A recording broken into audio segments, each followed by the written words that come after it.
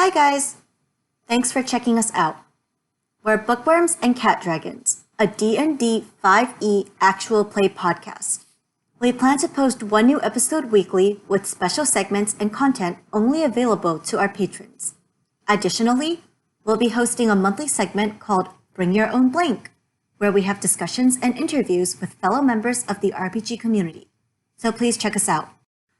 Our current campaign is Arcadia Academy, which pulls from 5e, but implements several homebrew mechanics to support a magic-heavy campaign. A couple notes about the world. Magic users are referred to as magicians. Each magician has a discipline, which is considered to be their magical specialty. Their discipline functions separately from their class features and spells. Additionally, Arcadia Academy teaches battle magic, which also functions separately from class and discipline features and spells, and we'll get into that later. For more information about the world of Arcadia Academy, please check out our website, bookwyrmsandcatdragons.com.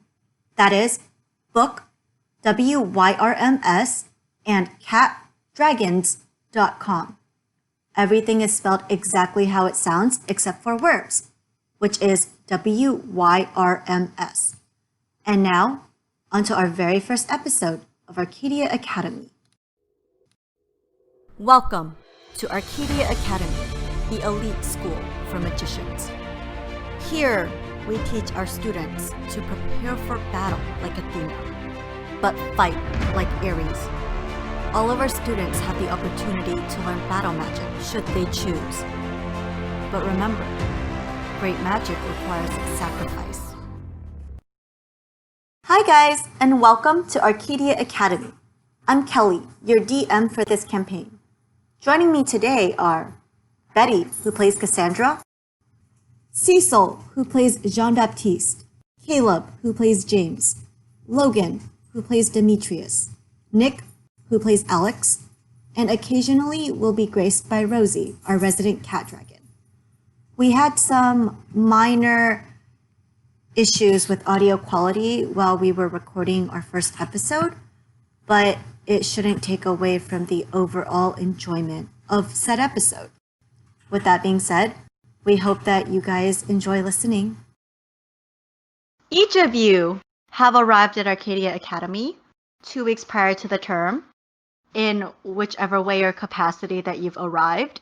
Some of you have taken time to kind of settle your affairs with your families and in your own personal lives with the assistance of the Arcadia Academy resources that they offer.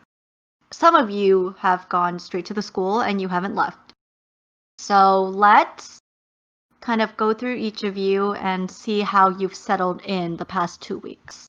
And I'll just kind of call you guys by your character names, unless someone really wants to go first. Okay. So, Cassandra, why don't you kind of walk us through a little bit of what's happened? For you, it's been a little longer since you were one of the first ones they recruited. They recruited you 2 months prior to the term. So you've had 2 months to kind of settle your affairs. How has life been for you? Okay, so Cassandra, wait, am I doing this in character voice? Yeah, so when I address you guys, I'm going to be addressing you guys by your character names. Or I'm going to be trying to address you guys by character names. Okay, wait, that didn't answer my question. Am I doing this in character voice? Oh, no, you don't have to. Okay. Like when you're talking, like dialogue-wise, you can use your Cassandra voice. And when you're describing things, you can use your Betty voice. Cool. Okay. They sound very similar. Got it. Okay. So Cassandra didn't tell anybody that she's going to a magic school. She just told people that she got a early job somewhere. So she was a junior in college for the party. She was a junior in college. She was studying dress history, and so she basically was the Arcadia Academy organized her leaving that college to join Arcadia Academy, and she just told everyone that she got a really good job offer and she was going to go. It was a small museum, so she was just going to drop everything and go. So she did that, packed up, and went over to Arcadia Academy, and she would have just been walking around, wandering the grounds, just taking everything in, looking at everything. And she did not have any background with magic or the arcane arts or anything like that. Like, she always thought that it would be cool if those things are real, but she's very pragmatic and logical, and just did not even think that that's something that's actually is real. So she's kind of in a state of light state of shock and just walking around, taking everything in, going to the library, reading random things, not even focusing on anything. So at some point you decided, hey, I'm going to go to the library. Yeah. Okay. So when you moved to Arcadia Academy, right, and you got settled into your dorms, one of the things they gave you was a student library card. Did you read the contract on the card prior to going? Cassandra would have read everything 3 times. Okay. So then when you walk into the library for that first time, you notice that there is a sign saying that, due to this being kind of the off season, the library has limited materials that you're able to access. Mostly due to limited staff. There's not a lot of people who stay over the summer. Students certainly are welcome to stay. They're not charged to stay over the summer, but they understand that, not all faculty are there. People take vacations and such. So, Cassandra. Ooh. Yeah, so when you walk in, you notice that it's a very grand library. It's really beautiful. It's something right out of, every bookworm's dream. And when you walk in, you see that there's like a little administrative desk and there's nobody there. Okay. I would walk up to the desk to see if there's a note or anything on it, any like directions, or like maybe I'll be back at this time kind of sign there. Okay, actually, hold on. Let me check every. The rest of you guys, would you have like checked out the library during your 2 weeks? Or I guess, would anyone not have cared for the library? I would not care for the library. Nor would I. Nor would you. I Okay. would have gone to the library. Okay, so Nick and Caleb. Okay. So you guys would have seen that. You guys would have had the same experience. Oh, it's so pretty. So you said you would walk up to the desk? Yes. And a voice calls from the shadows, "What knowledge do you seek, young one?" I don't know anything about magic, so maybe just the history. I'll start with that. Very well. Make a right and follow the signs. Okay, thank you. All right. So are you spending the majority of your free time for those 2 weeks kind of reading up on the history of whatever you can get your hands on? I would start with the history of magic since my major and all of that is history, so that's what I'm interested in. Okay. But then I would also spend some time trying to read up on my own discipline. Okay. Roll me an investigation check. 10. So you're able to kind of acquire what you think are introductory texts to, like the knowledge of magic. And as you look for more information about your discipline, you're able to find 1 or 2 textbooks that kind of talk about what disciplines are in general, and they give like some general descriptions on what disciplines are and how they work, but you're unable to find anything specific to your discipline. Okay. All right. Sounds good. Anything else that you would have done with your time? Not really. Just, yeah, like I said, explore the grounds, the campus, just look at the different buildings. Sure. And yeah, the history, and maybe look at if I could find like the history of this school. That too I would look at. Sure. It's not so much in the library that you find the history of the school, but more like in the kind of student pamphlets that you've been given along with like your first year materials. Think of like Cool. how in like Harry Potter there's the first year textbook list and they have all the books that they buy. Yeah. That's But all there's given also to you. Hogwarts, a history. Is there Arcadia Academy, True. a history? You haven't found it. Okay, that's fair. Sounds Okay. good. But, you do have a stack of textbooks. And you do have Yeah. your first year schedule, of which one of your classes is arcane history. Great. I am apparently going to know some things. Maybe they'll be needed. Maybe they won't. Who knows? We'll see. All right. So that's the majority of your 2 weeks? Yes. Okay. So let's go to Jean-Baptiste. Do you like to go by Jean or is it the Jean-Baptiste? Full name, Jean Baptiste. Okay.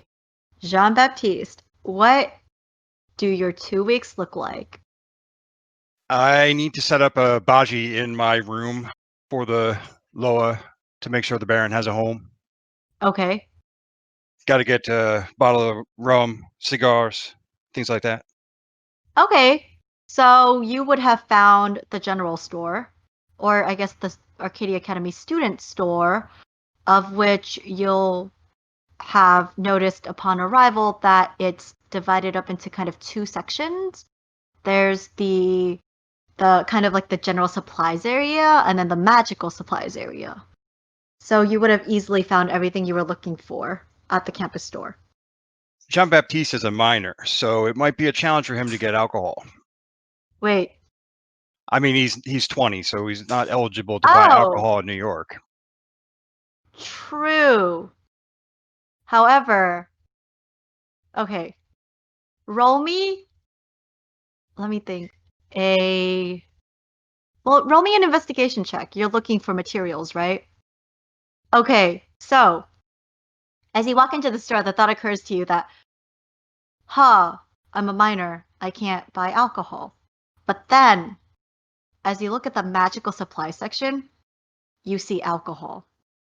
And the thought occurs to you that you just might be able to buy alcohol and claim its use for magical related projects.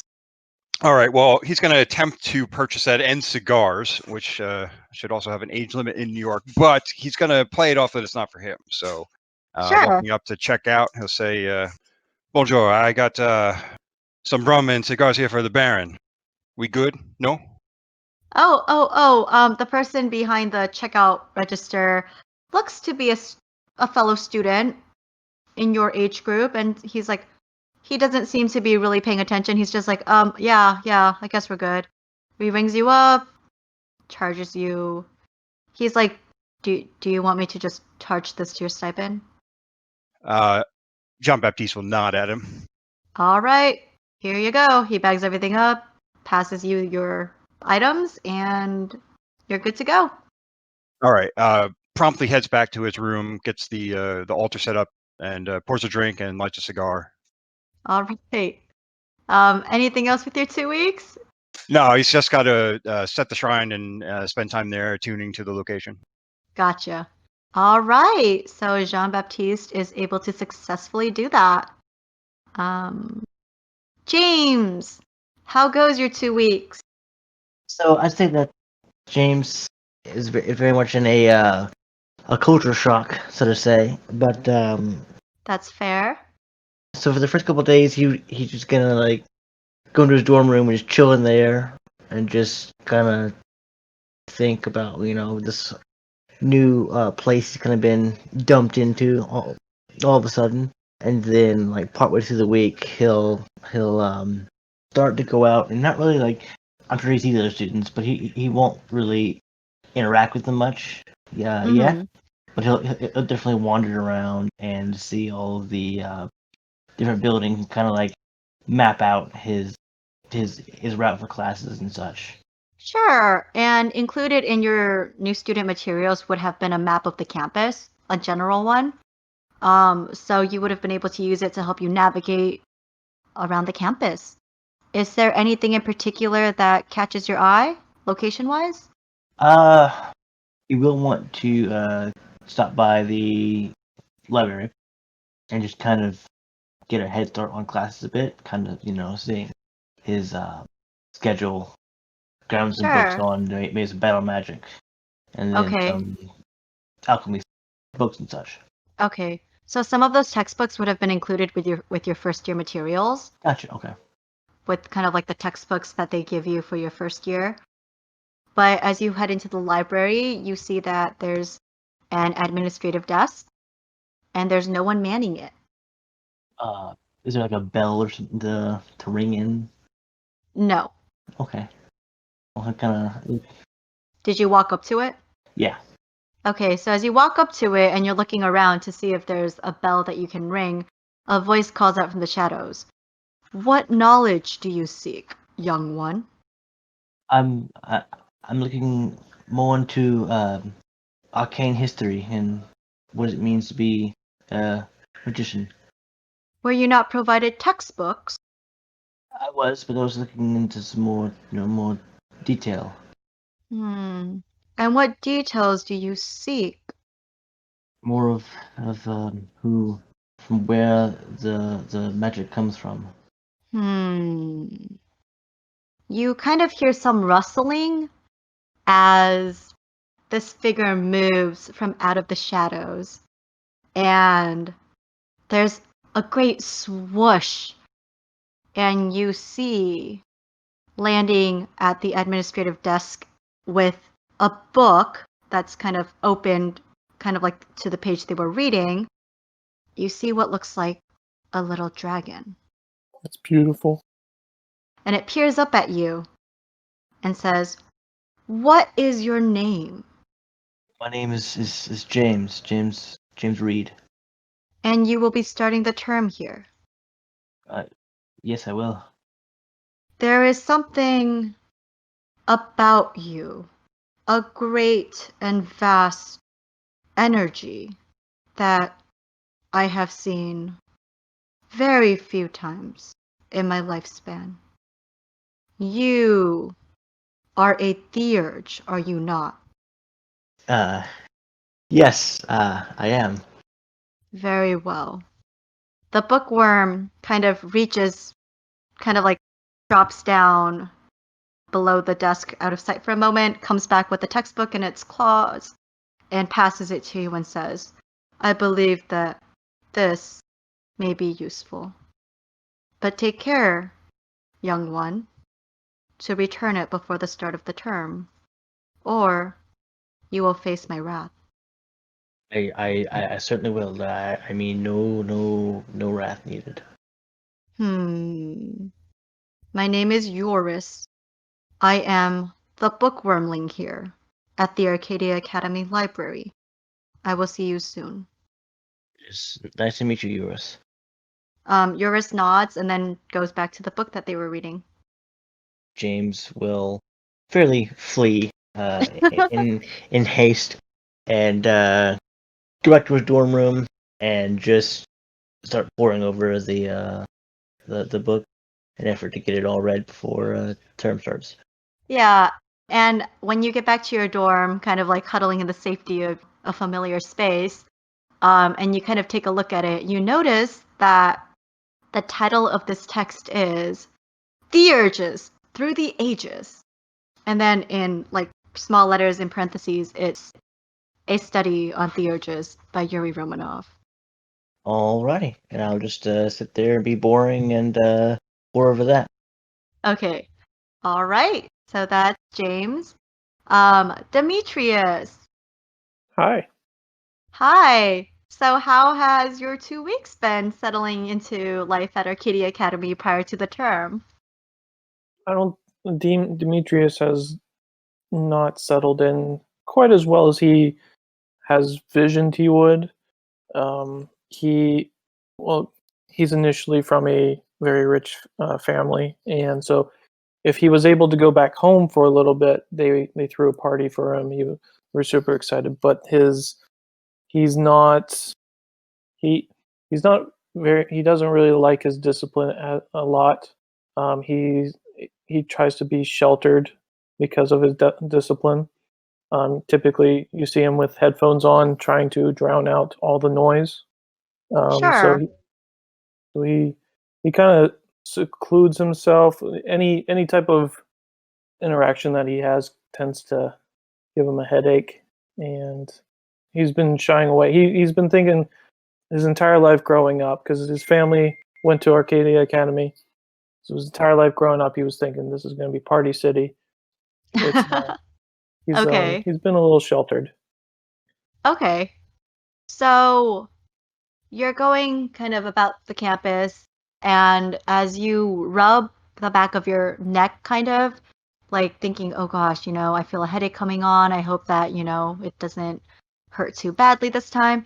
You remember that when you last visited the infirmary, that they placed a ward, a mental block over you to prevent your ability while you were learning how to utilize it. Okay. And you think that if you focused hard, you could remember how to get back to the infirmary. I think I would spend many times either in the infirmary or whoever the lady that took me out of the classroom. Uh-huh. I would try to spend a little more time with her, but strictly between these few people, I wouldn't venture out too much. Okay, so after your latest episode, you head back to the infirmary to see the school nurse. And you ask about Professor Tsuruyomi, who was the one who escorted you that first time during your exam. The nurse tells you, Professor Tsuruyomi is no longer on campus, and we don't expect her to be back for some time. But if you're here about the mental ward, I can add some fortification to it, but you would do well to study hard and try to master the basics of your discipline as soon as you are able. I just want this to stop. I understand, young magician. And sometimes a gift can feel like a burden. But once you master it, I think you'll come to realize that your gift is quite powerful indeed. And as she's saying this, she's kind of like scribbling down symbols onto like what looks like another patch, like what was pressed against your neck. And she kind of brushes your hair aside and kind of applies the patch, letting the wards kind of melt into your skin before she peels the patch back. Okay.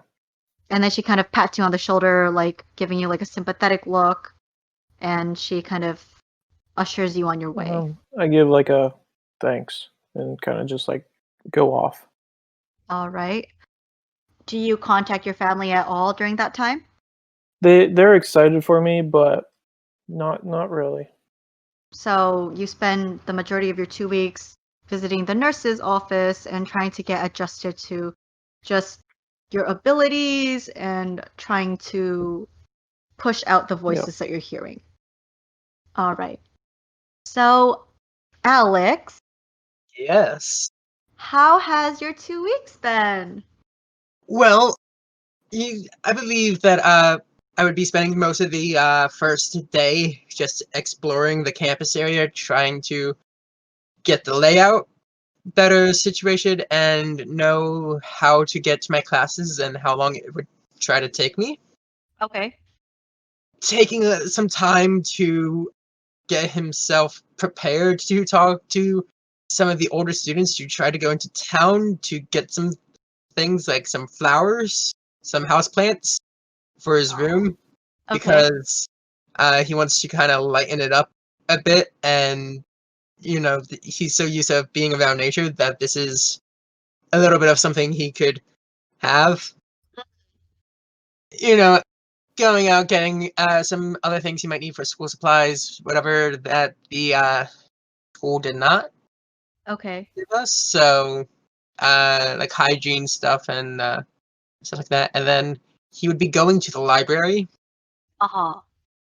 And he's looking for his source of magic, not his discipline, but if he has magical ability, trying to figure out what it is. So going to the library and trying to do some research on that, talking to his friends online. He tries meditating a couple times here and there once he has his bedroom set up or wherever he can find like a nice quiet area to, maybe out in the open. Mhm. Yeah, other than that, reading up on his books and just trying to get used to being somewhere else for once. So as you, like all the others, have been given a map of the campus, so you would have found the general store with no problem, and you would have been able to find kind of like the majority of your everyday items, your hygiene items. You notice that there are some plants that you can purchase and some fertilizer and soil to take care of your plants. And you notice at the checkout register or near the checkout register that there's a sign-up sheet for carpooling services. There's also one in the dormitories because that's where the majority of the students are. But just in case, there are sign-up sheets in 2 locations. How hard are you trying to like catch a ride? Well, if the general store here has literally everything that he needs to, Mm-hmm. then he doesn't have to leave the campus, and he just kind of sits there in awe as he's at the checkout counter.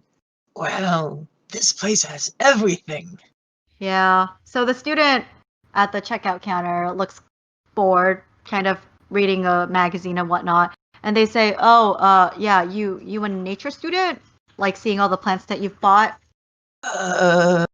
I mean, I kind of like to be around nature. It feels very comforting. Hmm. Just All trying right. to Well, lighten up the area of my room a bit and try to get some color. gotcha. Okay. Well, tell you what, Mm. you can purchase like all these plants from the greenhouse directly for like half the cost. And they'll be a lot fresher too. And the nature students there are real chill about it, and they love fellow nature peeps. So, His face just kind of lights up a bit. like he kind of takes all the plants that you were about to purchase kind of away and makes to like put them back and says, "Yeah, so you do that." And I hate to break it to you, but like there's probably not going to be any carpools going into town for the next couple days. So if you need to like decorate your room or anything, try this. And he reaches down, kind of pulls open a drawer, and grabs a magazine and kind of tosses it your direction. Like, use that. They'll take the money directly from your stipend, but it's gonna be a lot more convenient than lugging it around town. Thank you. And he puts in his bag that he's been just walking around campus with for this type of thing. All right. So you're able to get all your hygiene things. You from this older student, you've learned that you can potentially have a reliable source for acquiring plants. And you've been given some way to decorate your room. Great. I go immediately to the greenhouses now Sure. and see about picking up some plant. All right. So as you go to the greenhouses, following kind of the map that you've got, you notice that there are a couple people kind of inside.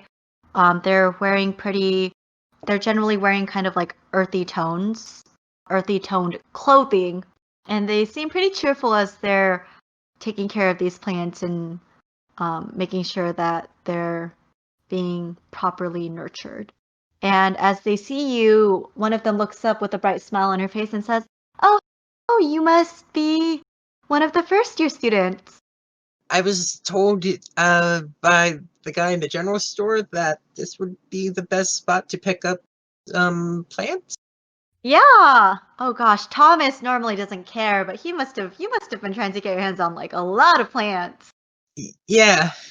Cool. So, what's your plant of choice? What are you looking for? Something that would be kind of easy to maintain within the dorm. Something that would, be able to comfortably live in that kind of area. So We got some succulents. They require mostly sunlight, very little water. We got some plants that kind of are easy to maintain and they require minimal watering and they can help increase the oxygen levels in your room. Do a little bit of both. Are you looking for something that like smells good? I mean, it helps, but I'm just looking to splash some color in there. But I'm really I feel more comfortable when I'm outside and in nature. I grew up in the wood, close to the woods, so I was always out there camping or walking the trails. She kind of goes around gathering things here and there and kind of placing them in front of you. Like there's a table close to the outside of the greenhouse. And so you see what looks like a beautiful selection of like tiny succulents and they're like colorful. You see what you recognize to be an aloe vera plant and a snake plant.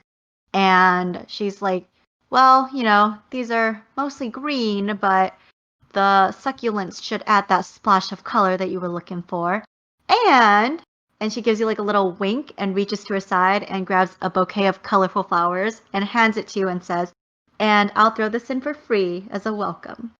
Thank you very much. How much does all this cost? Well, for a fellow nature lover, we'll say 2 gold. Okay, and I hand her the money. All right. So I guess you would have had the equivalent of like a credit card, but with your stipend loaded onto it, kind of like campus bucks that colleges have. Okay. So that's what you could carry around with you to pay. And she Yeah, takes it, swipes it, and packs everything up for you. She throws in a small bag of soil and fertilizer appropriate for each plant and tells you, yeah, you can always come back for more. And we do offer like a little delivery service to the dorms. So if you decide you want to get like a big bag of soil, we can definitely do that. Thank you very much. All right. Have a good day.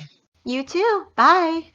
Yep, I grab the plants and I take them upstairs to my room and get them set up and situated somewhat close to the succulents, close to the window so they get as much light as possible.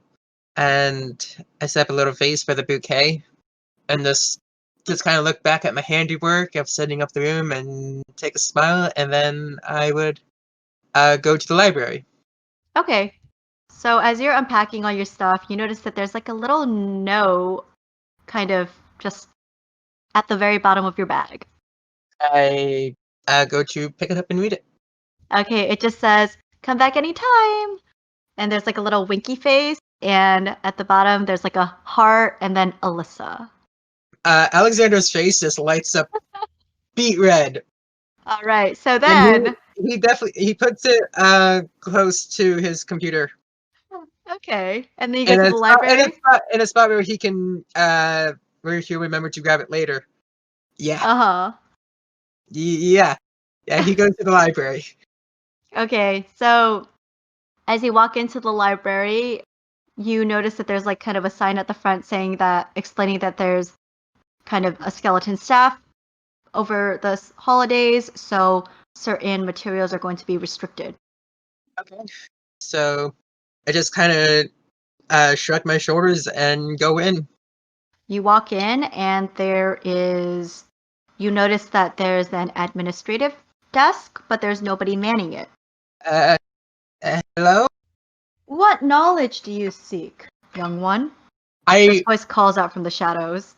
I quickly start looking around as I'm still adjusting to the fact that there is magic at all. Mm-hmm. I'm kind of new to this whole magic thing. Some help on figuring out, like, not the whole discipline thing, but the source of my magic, I guess. You are seeking knowledge of the source of your magical abilities? Yeah. Come closer. I take steps closer to the desk. Okay, and when you are kind of standing about an arm's length away, you hear the whooshing sound of something flying, and there's a thud as a book is dropped in front of you. And when you look at it, you see what looks like a dragon, a golden dragon kind of hanging onto the book. Alexander's jaw on the floor. And I didn't know there were dragons. This place just keeps getting more interesting. My name is Eurus, and I am the bookwormling here at Arcadia Academy's library. I Nice. guard this library as my own.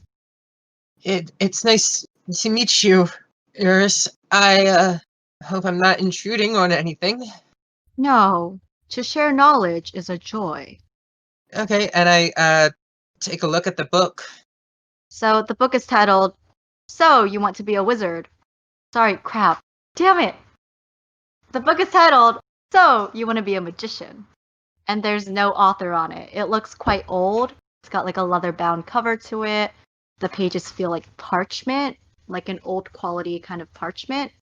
Okay, And Eurus says, You may borrow this, so long as you return it before the start of the term. absolutely. And is there any place for me to be able to read it here? You may.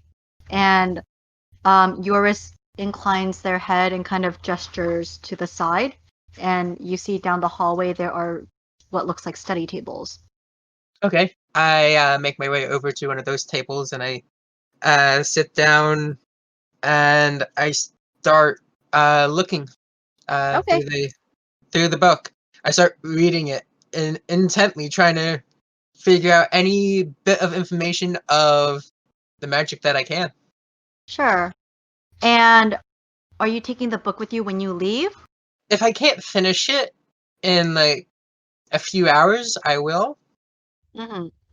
But if I can finish it in that amount of time, and as I do, I could have a notebook off to the side, writing down anything that I feel like would be important to what I would be looking for. And then once I am finished, I would take it back to the desk. But once again, if I can't, and it's going to be a big read, then I will definitely be heading back to my dorm. Roll me an intelligence check. Like a straight intelligence check. Sure thing. 3. Okay. So, as you're reading it, you kind of get the feeling that you're not really sure what you're understanding. It's almost like reading a text, like a manual or a textbook that's just really thick and full of information. And you just feel like you may not be ready to read this book at this time. To this. And I take the book and I put it down on the administration desk. Thank you. And I turn out and I would put the book at the drop-off area, wherever that would be, if that is the desk or not. And then I would leave and return to my dorm. Sure. So when you drop off the book at the administrative desk, which was where Eurus kind of handed you the book, and you turn around and walk away. And as you walk away, you hear the whooshing of wings. And as you kind of glance back, you see Eurus kind of scooping up the book with their claws and kind of turning back into the shadows and disappearing out of sight. Anything else? Other than that, I would probably try to spend some time meditating. You know what? Okay. I heard that's a way to find my power, find my inner self. I feel like one of my friends would have said that. Okay. So you spend some time meditating and you happily, set up in your room where you've got your plants rearranged. Do you take a look at the magazine that was given to you? I do. What's in this magazine? So as you look at it, you get the feeling that it's like a magical IKEA catalog. This just never stops ending. You think back to the warning that the student gave you when they gave you the catalog, that they take the money directly from your stipend, but it saves you the trouble of carrying stuff around town. Right. So it's just like any random furniture that I would need. You know, like how IKEA catalogs have like really kind of generic stuff that would be appropriate for like all types of dorm rooms? That. So it's kind of like that. So, you flip over to one section and it's like it's got desks. You flip over to another section, it's got like little nightstands. Another section has bookshelves, another section has mattresses, blankets, kitchenware. So what do the rooms come with? So the rooms come with your bed, Mm-hmm. a dresser, a nightstand, a basic desk, and you've got like in your bathroom, you've got a toilet and a shower / bath, and like a little medicine cabinet thing with a little mirror. Okay. Then And you all have windows, but yeah. I'd need to come back to this. I'd probably think about. I'd look at the desks first, see if I can't get anything slightly bigger, and then possibly look at things like the blankets and all. Try to see what they have and like what would be really warm and what would be good for like. I'm guessing we have like a standard blanket or whatever we took from home. Yeah, you would have whatever you brought from home. So yeah, I would have some things. So Alex is interested in like a really comfortable looking blanket. Yes. So as you flip through the catalog, you see what appears to be like a really, really cozy, fleecy, soft looking blanket. And it comes in like 20 different colors. You will definitely get one. Probably in a dark green. Like a what would be like the pine needle green? Okay. And it's like 5 gold. Okay. Okay. So as you are flipping through this magazine, you notice that there's like little instructions on the bottom that just say manually select your item of choice. I tilt my head. I look for a number on the book. I look for a number or a website or somewhere I can put it in, and if not finding any, then tap? You tap on the green option on the blanket section.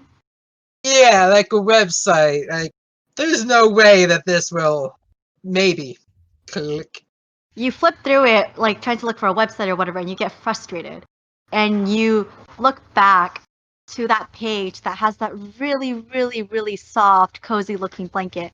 And you gingerly tap like that little green square color option for the blanket section. And you hear a soft pop behind you. I turn around immediately. Sitting at the end of your bed is that blanket. I look at the book, I look at the blanket, I look at the book, I look at the blanket, I look at the book. That is extremely dangerous, and I immediately close it, and I just, whatever drawer I can find, I put it in there, and I close it. Okay. No. So you are now the proud owner. Has a spending habit that I cannot afford. So you are now the proud owner of quite possibly the softest blanket in existence that comes from a magical IKEA catalog. I pick it up. I am not disappointed. I am not disappointed. I am just once again in that situation of the fuck. And then immediately, this is gonna be very bad. This is really bad. I had a problem with Amazon. This is worse. Anything else with the rest of your time? No, just getting situated with everything. Oh. 2 weeks have passed for everybody. It is now the first day of classes. The morning that you wake up, you prepare for your mornings, and there's like a knock on each of your doors as you're getting ready for your first day of classes. And when you open your doors, nobody is there, but there's a note that's been taped to your door or like magically adhered, so that when you open it, you see a note saying, proceed to the auditorium for orientation. And as you kind of peek around, you would see your fellow first year students kind of reading the same note. They really have to stop doing that. Yeah. Same. Yeah, make my way down. All right. Do you guys get breakfast? Yes. Depending on how much time the we have. auditorium. What time do we need to be at the auditorium? There's no time on it. It just says What go to the time is it? auditorium for orientation. Is there time for breakfast? So breakfast is on the first floor, and the way the dormitories are broken up is that first years are on the top floor, so you guys are on the 6th floor. So you guys would absolutely pass the cafeteria on your way in and out. Then I would just go to the. Same. Is breakfast on the Sure, way? yeah. A So muffin you, or something. yeah, you guys Granola would have bar and a noticed. drink. Something Mhm. quick. Yeah, you guys would have. Yeah, you guys would have noticed while you guys were getting settled that the cafeteria does have a kind of grab and go option Jump where at they these, would take kind some of time. lay like, out something food that's easy like to quick, take like for something people in a that I hurry. can eat while And then I'm there's like walking, almost a muffin or buffet something. style for people who want to take their time. Yeah, I wouldn't eat that. I would just like get like some muffin. But you guys get your Arby's, meal of something choice. to You guys walk proceed with. to the auditorium. And as you guys kind of walk together, you notice that you're being joined slowly by your fellow first years. There's about 25 of you total as you guys settle into the auditorium. But also, you notice that you are being joined by students who appear to be older as they kind of take their time coming in and kind of gather around, settling into the seats of the auditorium. And I forgot to drag you guys to the auditorium page. Is there an assigned spot for first Sorry year about that. students? No, it's like a free-for-all. Okay. Great. I Are you find guys the emptiest spot. No. I'm in Wait. the emptiest spot possible though. Oh gosh. I dragged the red thing that says players. Do I have to manually drag all of you guys? Yeah, you have to put us back with the character tab, with the player Oh. tab, in order for it to. Hold on. Technical issues, folks. Okay. There Alright. we go. I'm missing like 2 people. Hold on. Betty, Caleb, Nick, Logan, Cecil. Alright, so everybody is now at the auditorium. You would notice that I guess somewhere in like here-ish is sort of empty. Yeah, that's where I go. Like I try to not be around a lot of people. Alright. You guys kind of sit down and settle as the students slowly make their way in. And eventually, you see people coming in from the side of the stage, kind of gathered around the left and right sides, kind of not walking onto the stage, but like they're getting ready to. And eventually, wrong person. Eventually, a woman walks up to the auditorium, and as she does so, you notice that it falls quiet as students stop talking. Some of you recognize her. You saw her during your admissions exam. For those of you who don't, this woman has long wavy blonde hair and a striking gaze that looks like it pierces you through your soul. Her clothing is flowy and it's draped in beige and gold colors. And if you look closer, you notice that she's actually wearing some sort of half plate armor on top of her clothing that looks like it's been custom made to kind of match her clothing. And she carries herself with this aura of authority that demands to be listened to. And as the noise dies down, she looks around, nods a little bit, and says, "Welcome, magicians, to Arcadia Academy. My name is Headmistress Valentine, and I oversee everything that happens on this campus. Now, for our young magicians, our first-year students, welcome. You have been tested and deemed worthy of attending this school. But this is only the beginning of your journey. As you study here, you will learn to harness your discipline and to unlock your fullest potential. But not only that, each and every single one of you will have the opportunity to take the path of a battle magician. I will warn you now that it is not for the faint of heart. Remember, great magic requires sacrifice, and the greater the magician, the greater the sacrifice." She pauses for a moment, and you would swear on your deathbed that for a moment she looked directly at you. And finally, her gaze kind of returns to the general audience. And she says, older students, you may proceed to go to your classes. First year students, please stay behind. At that, there's kind of a collective shuffling sound as the other students get up and quietly ferry out. And it's just the 25-ish of you sitting in the auditorium scattered throughout the seats. And Headmistress Valentine kind of leans an elbow, resting it on the auditorium, and props her chin up on her hand and says, I think we ought to break the ice, don't you think? And with a wave of her hand, there's a very soft popping sound that seems to come from your chest area. And you hear tiny little popping sounds kind of echo throughout the room near your fellow students. I look down at my chest. Okay, so as you look down at your chest and you notice everyone kind of doing the same thing, like looking around, you notice that you are now all wearing name tags with your first name on them. Except that it appears that for some reason that your name is just very, very slightly misspelled. Like 2 letters are flipped. And as you look around to like the people closest to you, you notice that for some reason their names also appear very slightly misspelled with 2 letters that have been flipped. And Headmistress Valentine watches for a moment, kind of watching you guys look down, look around, see your name tags, sees kind of like the frowns and the looks of confusion on your faces, and says, you're now going to be broken up into groups, and you will get to know your fellow first-year students. At that, a woman appears onto the stage kind of next to her. Are the name tags removable? No. I'm trying to show... Oh, do you guys see Olivia Quinn? Yes.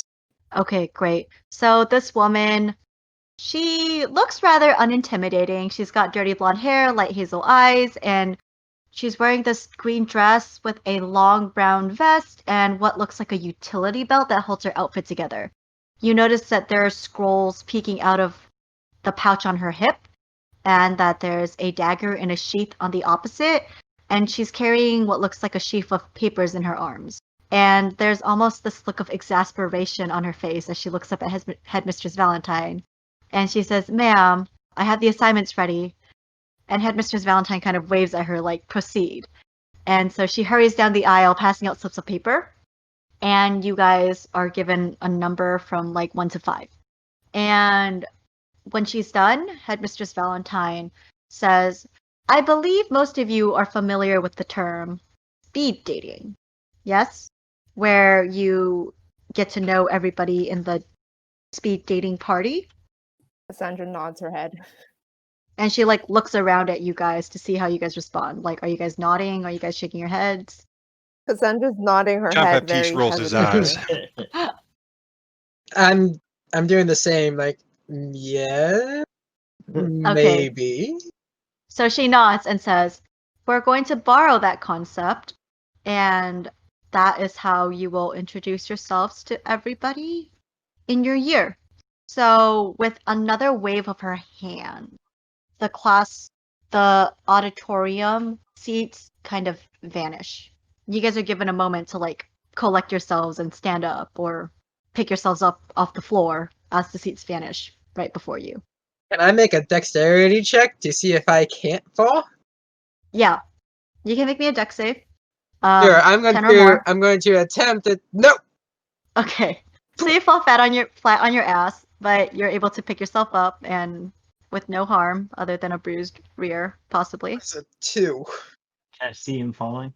Yeah. Alright. You would have heard yelps as your fellow students kind of fell and picked themselves up off the floor. And beside Headmistress Valentine, Olivia Quinn's like face palming, like, ma'am, please. Yeah, it's gonna be a dex save of like 10 or more. And So one you- of us make this save because 2 of us have not. Cassandra rolled a Yeah. 7. Let's so, have all of you yep, guys roll. I also fell on the floor. Dick save. Ooh. Wow. So, Jean Oh. Baptiste, Thank you. like, even though seat vanishes, he's had such training and like he works out so well that it's like doing a squat. So he's like, whatever. James, the seat vanishes before him, but like he's used to like things being a little unsteady from kind of helping his dad out at the national parks and just being on unsteady ground and possibly assistance from his discipline. But he's, those two are able to stay calm amidst everyone falling. So, Headmistress Valentine waits for you guys to kind of pick yourselves up, and she says, "Go on and pair yourselves off into your respective groups and make introductions." And over the course of like the next 30 minutes or so, you guys end up introducing yourselves to everybody. So let's make quick introductions. I'll just go through our player list and have you guys introduce yourselves really quick to each other. So let's start with Cassandra. Hi. I'm Cassandra Aridi, and I don't really know anything about magic. I didn't know that any of this was real. But I'm really excited to be here. I'm really excited to learn, to read all the books, and yeah. Jean-Baptiste? Jean-Baptiste Belizaire, Serviteur de Baron at your service. From New Orleans. That's in the South. Probably haven't heard of it. I'm happy to show you Jackson Square if you want sometime, though. All right. James? I'm James Reed. I'm from Sacramento. I'm not really sure what this whole magic thing is, but I'm keen to learn as I go, I guess. Yes? Hey, my name is Demetrius Apados. I'm from New York City. That's all. Alex. I'm Alexander Rowan. I'm new to this magic thing. I am from Montana. Yeah. All right. So after you guys make introductions to yourselves and the last group has kind of shuffled around, Headmistress Valentine says, "All right, now that you've all made introductions, I would behoove you to form friendships or at the very least alliances to get you through the next 5 years. You never know who you will call assistance from in a time of need. And while you all have the potential to become powerful magicians individually, I can guarantee you that there is more power to be found when you work together. With that being said, I will send you off to your first class in just a little bit. The first year schedule is one that you should have familiarized yourself with. But for the very first week, we focus on one class a day. You will start with your physical fitness class. So I hope that you're all ready to get some work done. You will meet Professor Walker at the Battle Magic Auditorium. Take care, young magicians." With that, she turns and sweeps out of the auditorium with her clothing flowing behind her, all graceful. All right, so now at some point you guys are going to make your way to the Battle Magic Arena. Okay, I do. are we there? Okay, cool. Yeah. So I guess situate yourselves wherever. These are seats-ish. You can sit down. There's stairs. You can situate yourselves wherever you please. Is the front's in like what are we looking at? We're looking at this. Yeah, you're like here? facing this direction. Okay. That sounds good. Yeah, this is the floor. This is the first seat up. I don't think I have a token. Just in Holy case crap, anyone I'm looking. needed clarification. 1 second. Okay. You don't? Do you have a character art thing that I can make a token for? Yeah, I'm pulling it up right now. Okay, great. I just need a couple minutes. But I mean, do you guys like talk to each other while, Alex is not very social, so he definitely. I guess he kind of. I'm gonna make him here. I'll talk to anyone around me. Nice to meet you. Hi, I'm Cassandra. What's your name? I know we just introduced each other, but I don't remember anyone's names. It's fine. I'm Alex. It's nice to meet you, Cassandra. Or meet you again. Yeah. So do you know how to use magic? Not consciously, I guess. I got into the school because Right. apparently I did something that was magical. So yeah, that's all I know how to do, but I don't know how to do it again. Same thing I'm going through, to Ooh. be honest. I have no idea how to use my powers. Apparently I was bleeding and then I stopped, and I don't know what caused it, and I don't want to know what caused it. Yep. So what is your power? You just stopped bleeding? You healed yourself? I think they called me Stitcher. Okay. I think I was healing myself. Okay. I honestly don't know. Cool. That's cool. I teleported. I just teleported somewhere. I went to Paris actually, on like the top of a building.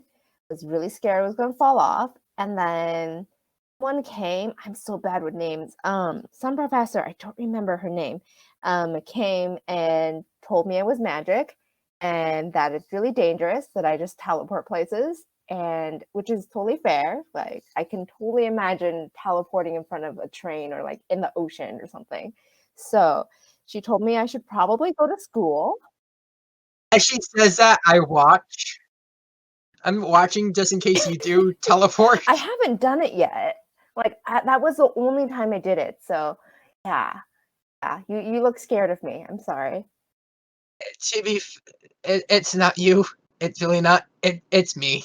More than likely, Heal it's yourself. me. That doesn't seem scary. That seems very useful.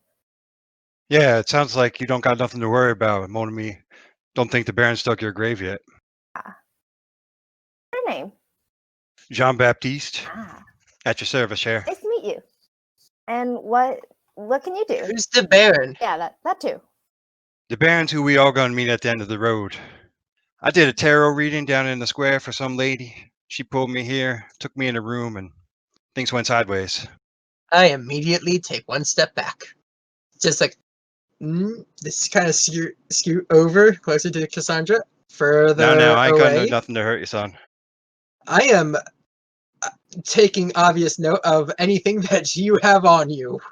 I'm just looking up and down your body, like, and then kind of readjust to a slightly more calm-ish position. You notice that there are others, your fellow first year students kind of sitting around, and one of them calmly walks up and sits kind of in the furthest row, keeps to herself, doesn't say a word. Jean Baptiste notices her and winks at her slyly. She ignores you. That's fine. But one of the other first year students nearby says, "Wow, you really teleported? Like you went to Paris?" Yeah. That's what the professor told me. I thought it was a dream, but she told me I actually did it. And then when I woke up in the morning, well, she teleported me back because apparently it makes sense that I probably shouldn't have tried to teleport myself back since I didn't know how I did it. So she teleported me back, and then I got an admissions packet. So, yeah. Your discipline is like really, really rare. Is it? I couldn't find anything Yeah, about it. like I was looking in the library. I couldn't find anything. Travelers. I mean, you're like almost a myth. Like you guys are rare. Ooh, that's cool. Like, yeah, no, like it's a dangerous world for a traveler. So what can most people do? Well, a lot of people are elemental. They have like elemental manipulation that they Oh, can that's do. so cool. So like they can like change some basic stuff about the elements, but usually with like elemental manipulation, it's easier to like manipulate one element than the other. I've heard that one of our professors like is like a fire elemental manipulation Ooh. discipline. Ooh. Yeah. But like another really common one is like a nature discipline, so like communing with nature and just kind of having abilities related to That that. sounds cool. Yeah, like that's I'm one of You can them. talk to plants? Not like talk to plants, but I I like accidentally made like this giant beanstalk come to life and like destroyed my house, and my parents got really mad. Like the what's it called? Like the fable? It's called a fable, right? Fable?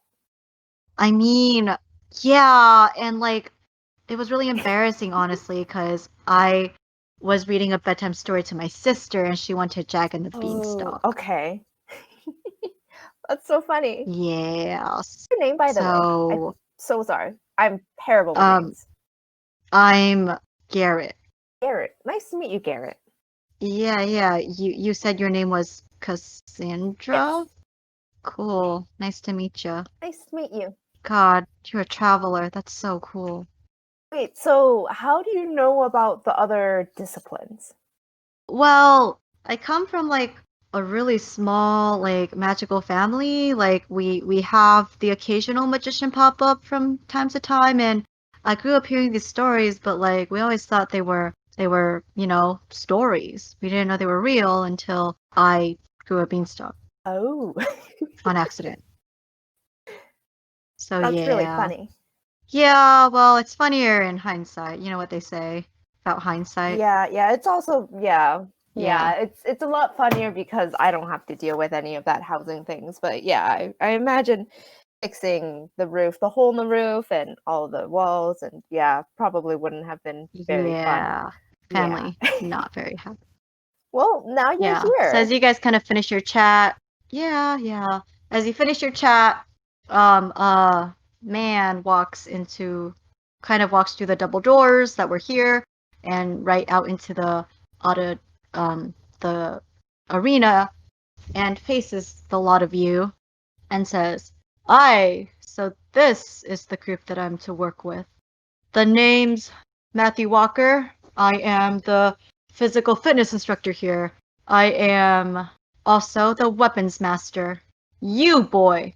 And he points directly at you, Alex. Maybe not points, but like gestures directly at you. I point to myself. Yes, you're a Stitcher. Are you not? I am. Yeah, I saw your entrance exam spar with Professor Romanov. It was pitiful, but we'll make something of you yet. Stitchers are not magicians to be trifled with. I just kind of start rubbing the back of my neck and then my chest at the same time, remembering the giant mark. Yeah. So you're at this point, fair warning, you guys are gonna get quite a few handouts, but it's gonna help you, I guess, not take notes. So he continues, yeah, well, some of you might be wondering, why do you have to take physical fitness when you don't want to? The short answer, you're at a school that teaches the tenets of Athena and Ares. The school's creed is Sapientium ante bellum, which means wisdom before war. We expect our students to have foundations in both knowledge and war. Knowledge, you learn from everything, from every single experience, on the go, in real life. You never stop learning and acquiring and attaining knowledge. But war is something we prepare for. This includes a passing understanding of incorporating strategy, of gaining familiarity with weapons, and maintaining physical fitness. Every magician, whether they're a battle magician or not, should have mastery over at least one non-magical weapon of choice. However, many battle magicians have mastery over several. The reason being that there comes a point in every magician's life when they find themselves unable to use magic. These moments separate a living magician from a dead one. A magician is only as good as their physical fitness levels. Their body is their temple of magic, and as such, the more physically fit a magician is, the easier it is to access their reservoir of magic. He, as he does his speech, he kind of looks at each and every single one of you, almost like hammering that point in, like making sure that you understand how fundamentally important it is that you maintain physical fitness and that you learn weapons mastery. Cassandra's very, very bookish, so she looks kind of nervous. Yeah, and his tone, from the way he talks, you get the feeling that he accepts no excuses. Now, the breakdown for physical fitness classes is first years, third years, and fifth years have physical fitness in the mornings. Second and fourth years have physical fitness in the evenings. You are expected to attend every single day of the week, and while we don't require it on the weekends, many students, including faculty, continuously train. Now, for those of you who have not yet selected a weapon of choice, come down to the weapons racks and select your weapon. These weapons are school property for you to borrow. At some point, you will want to acquire your own personal weapon. That can be deducted from your student stipend. If you wish for something more specific, you can have it made through the artificing students or order it out in town. But enough talk, let's get working. I guess Cassandra stands Okay. up slowly and starts to head toward the front because she doesn't have a weapon. I do have a weapon thanks to my class. I have my quarterstaff. Yeah, so you would, I guess, naturally gravitate towards the quarterstaff. You would have gravitated towards it during your exam with Yuri Romanov, and so at some point you might have acquired it, saying like, I don't know if I'm ever going to use this, but I should have one. So you've got one. So okay, you have a quarterstaff. Technically, with my class, I have a dagger, but I don't. Okay, so we'll say that you gravitated towards a set of daggers. Do I have more than one? Because with my class, I only get one. Oh, we'll say that for practice, you can like borrow like what a if set I of want two. Something else? But your class only gives you one. What? You can choose whatever option your class gives you. Something that I have. Whatever proficiency I have proficiency in, but like if like I couldn't actually get the weapon, then I could get something else. Does that make sense? Yes. So what do you have proficiency in? Dagger, darts, slings, quarterstaffs, and light crossbows. Demetrius. Yeah, so those are all available at the weapons rack. Cool. So take your pick. I will get Do you have a weapon, Demetrius? Yeah, well, Demetrius, after Mr. Walker finishes talking, he just like gets up, he's like, psh, and then he starts walking over to whatever's the biggest sword that he has. And okay. Do you pull have that. proficiency? I have. Well, I gotta update because I think that character mancer, whatever it's called for this thing, is acting up. But I have a great sword. Okay, so then you can easily find a great sword. John Baptiste walks out muttering, "They sure like to boss us around, don't they?" And takes a quarterstaff. He has one in his room, but didn't think to bring it with him. Fair. James will go down and look for a pair of daggers. Okay, daggers. Betty, are you gonna stick with daggers? Sorry, Cassandra. Yeah. So then, what happened is that for wizards, then my choice is either for like starting equipment. Then my choice is either a quarterstaff or a dagger. But I have proficiency in other things.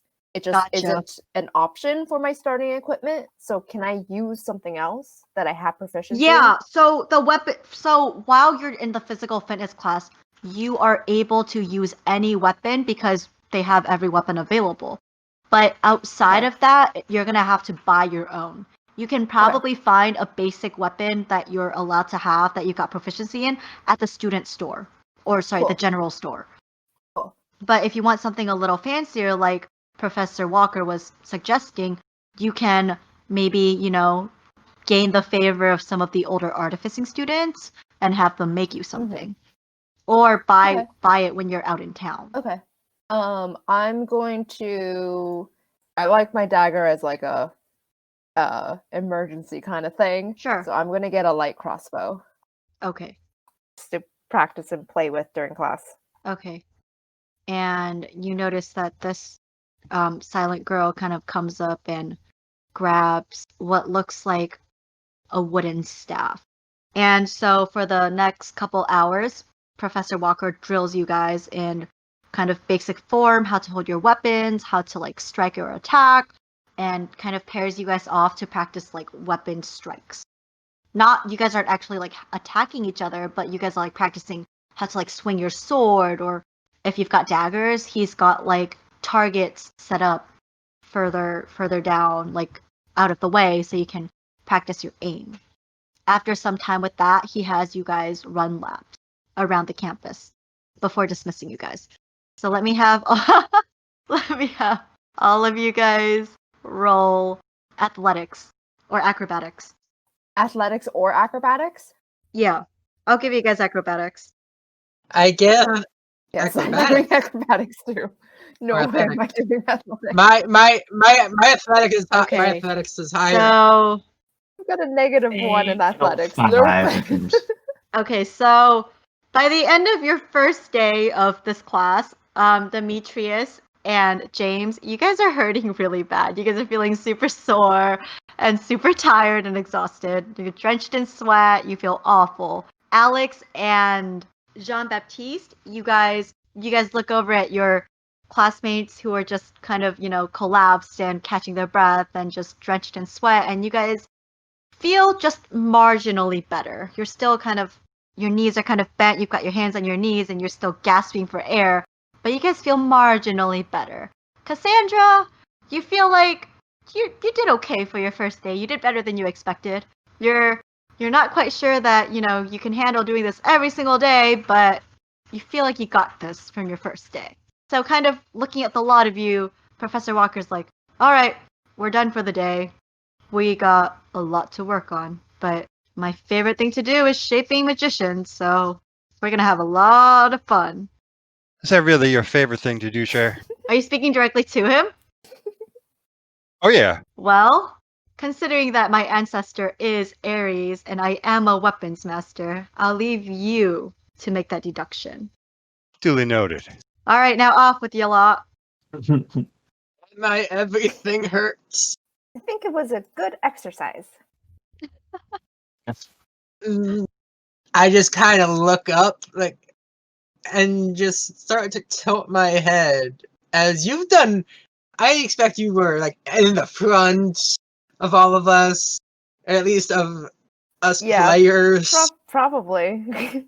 I rolled the highest. I rolled 15. Yeah, she So, rolled a yeah. 15. Which isn't great, but just is better than everyone else this time. I was running with a great sword. I'm a little tired. That's Oh fair. gosh, so then Demetrius would really be hurting. He's like, oh god, it's a good thing that we only, Demetrius is thinking to himself as you guys are walking back, it's a good thing that we have a week until we start doing this for real, because I'm already hurting. That you're gonna be in pain later. You just know it. Yeah, I picked a light crossbow for a reason. Daggers. Quarterstaff is always a good choice, because that's on the back. You can use that a little bit too. All right, so do you want me to kind of skip ahead to the rest of your classes throughout the week, or do you want to kind of have some interaction in between? You'll still be getting interaction, but it would be a little less if I'm skipping through to each class. Has this silent girl said anything at all? Like she's just been completely... No, so for the couple hours, she would have been just silently, obediently striking at the target that Professor Walker had set up. So she would have been, those, straw figures that you set up to, practice targets, hitting targets at? They look like humanoid figures, but they're straw. Yeah, dummy. Yeah, the dummies. Yeah, oh my yeah. gosh, yeah. So she would have been obediently hitting all the areas that she was told at, and by the end of it, she looks a little out of breath, but otherwise she looks fine. She So doesn't she did say as well as a word. Cassandra? Huh? She did as well as Cassandra? Yeah.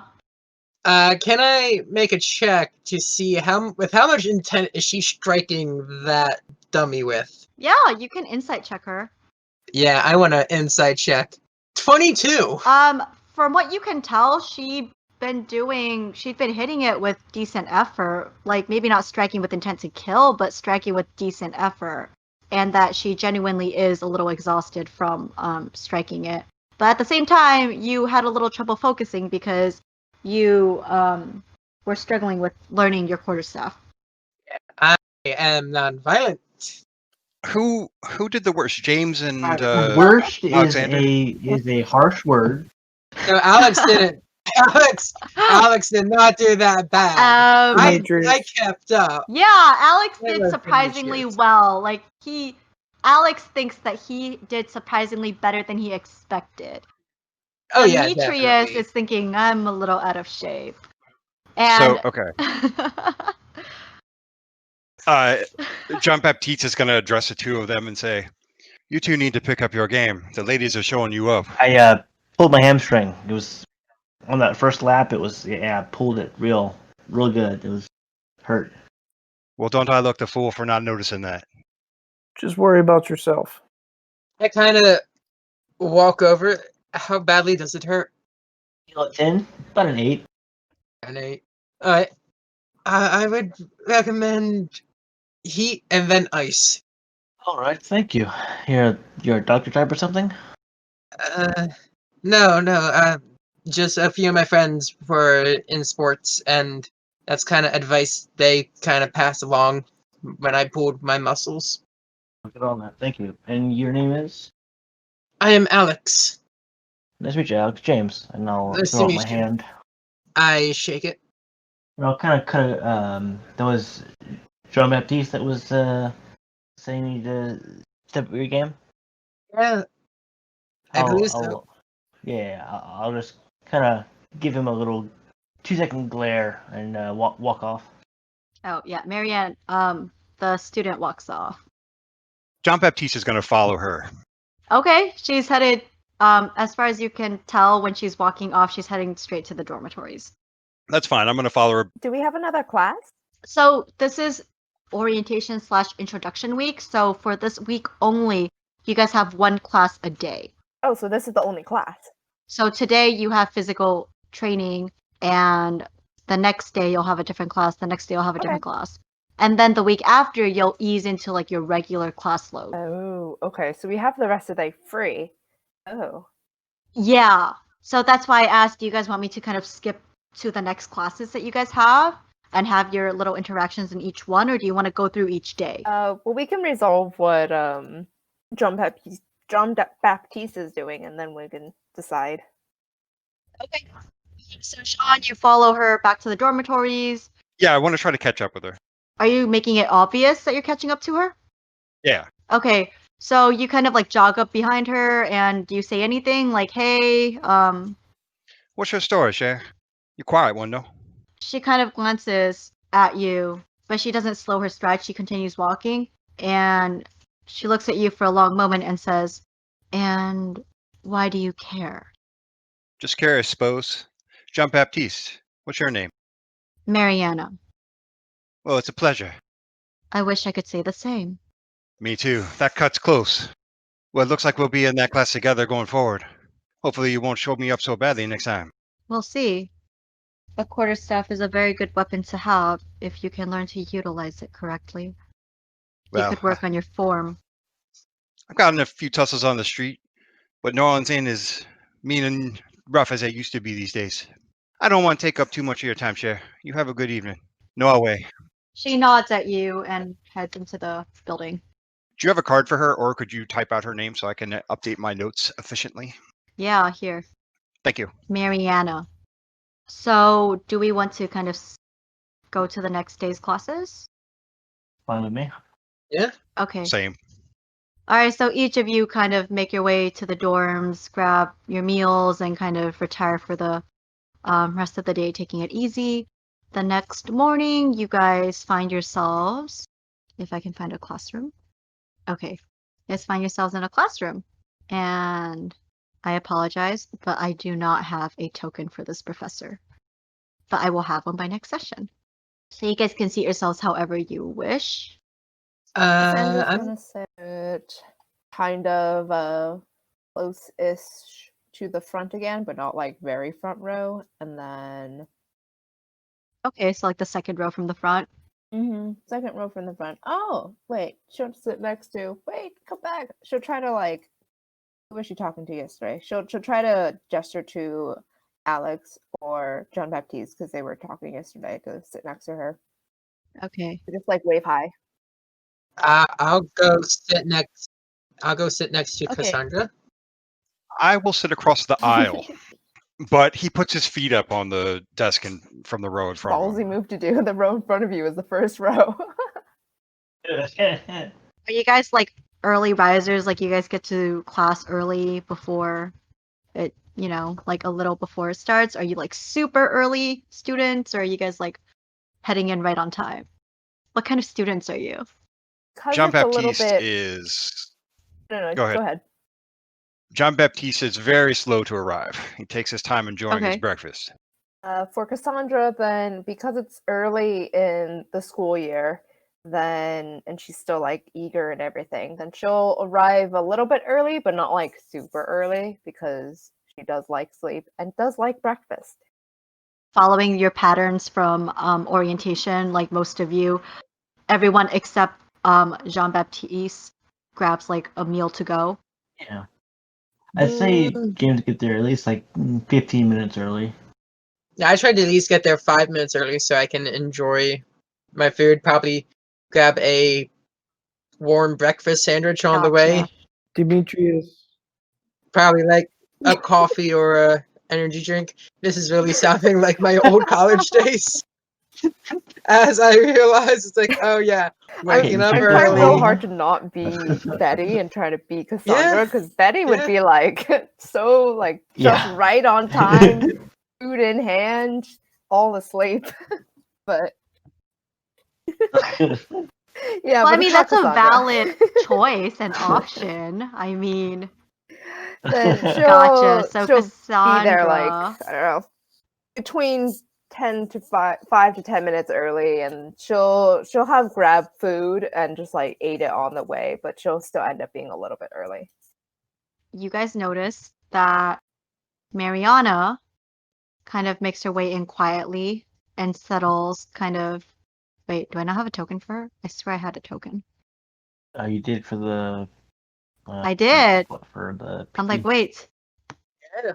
Okay, there we go. Yeah, she makes her way to the front quietly, walks down the aisle, sits like the very front row. Yeah. And again, doesn't say a word to anybody. Does she arrive before or after Jean Baptiste? Probably after. All right. So when she's coming in, Jean Baptiste is going to try to catch her eye and smile at her, but he doesn't say anything. He respects that she doesn't like to be talked to. She sees that you smile at her. She doesn't say a word. After that, he goes back to leaning far back as the desk will let him with his feet up and just waits. Sure. It's me, or does my body hurt still from yesterday? The ice and heat helped a little bit, but I'm still pretty sore. But it seemed to help a bit, so thank you for that, Alex. You're welcome, James. I wish I knew how to use my powers. I might be able to help. I don't know. I think we're all trying to figure that out, my friend. Alex just kind of looks at his hands real quick and then back up. So most of you are feeling quite sore. Cassandra's feeling all right, and Mariana looks like she's doing all right. Some of you have arrived earlier than others, and as you guys settle in and other students start filing in, you notice that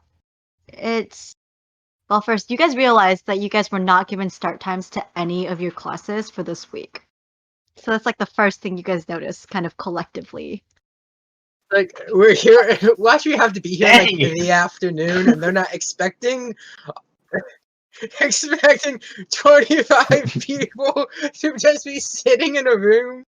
How long? I'm observant. How long does it take until the teacher starts to, whoever our professor is, how long does it take them?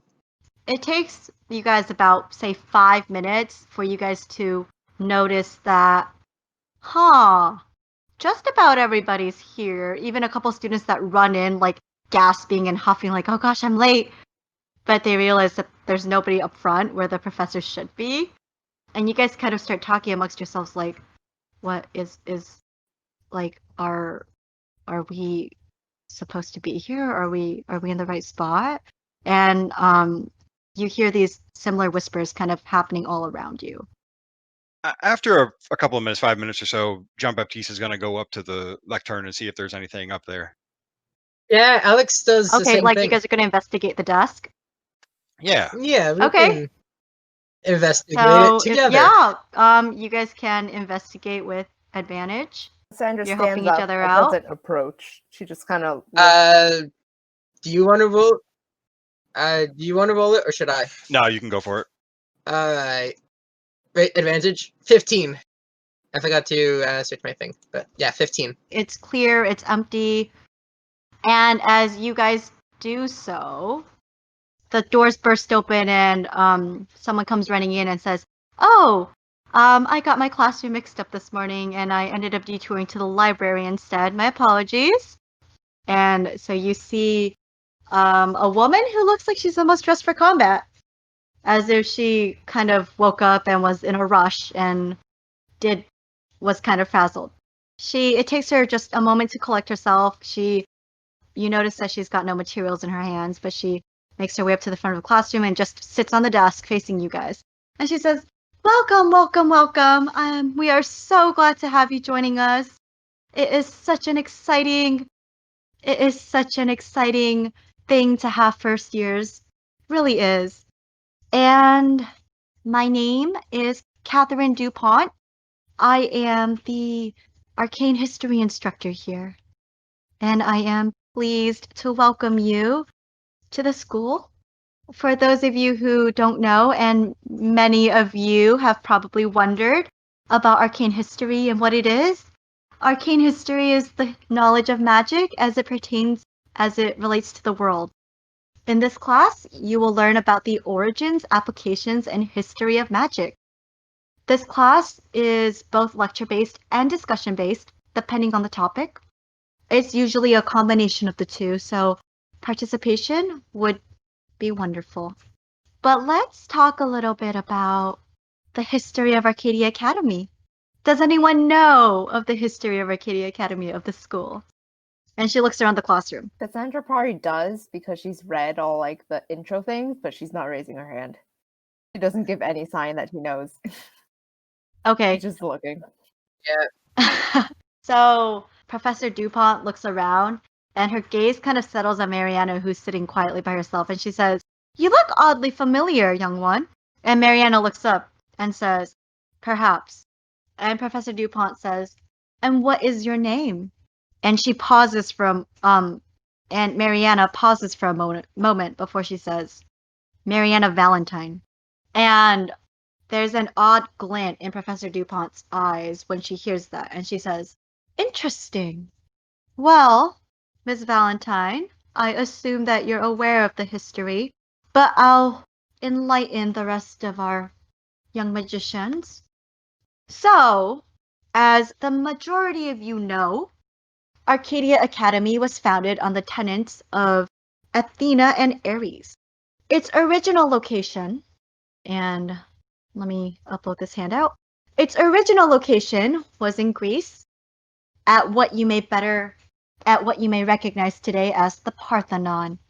However, during World War II, Arcadia Academy relocated its original campus due to the war. And in 1942, the Romanov and Valentine families set the school up at the current location, where it has remained since 1942.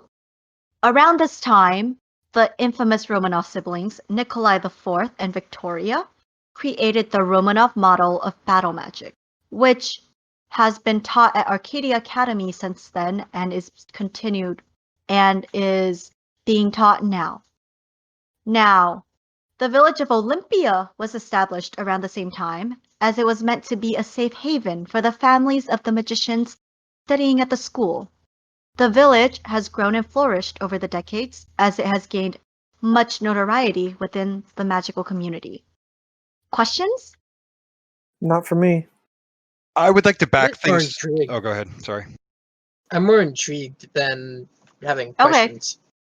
So Alex is like kind of like leaning in, like his head on his like hands and just like watching with this rapt attention, like, "Oh my gosh, this is just so cool, like, wow." And just this expression of awe on his face. John Baptiste was slow to pay attention to the start of the lecture because he was leaning across the aisle to say this to those his companions across in regard to Mariana. Don't worry about her. She's just shy. She'll come around. That's good to know. Us or for you? We had audio issues when I was trying to do it. I just wanted to make sure it got on the record. Mhm. Anybody else? Cassandra's just going to sit there. After the lecture, or she looks around for questions, Jean-Baptiste is now paying attention. Yes. So what is it that you expect of us, Cher? Professor DuPont smiles and says, I expect you to learn about the foundations of magic.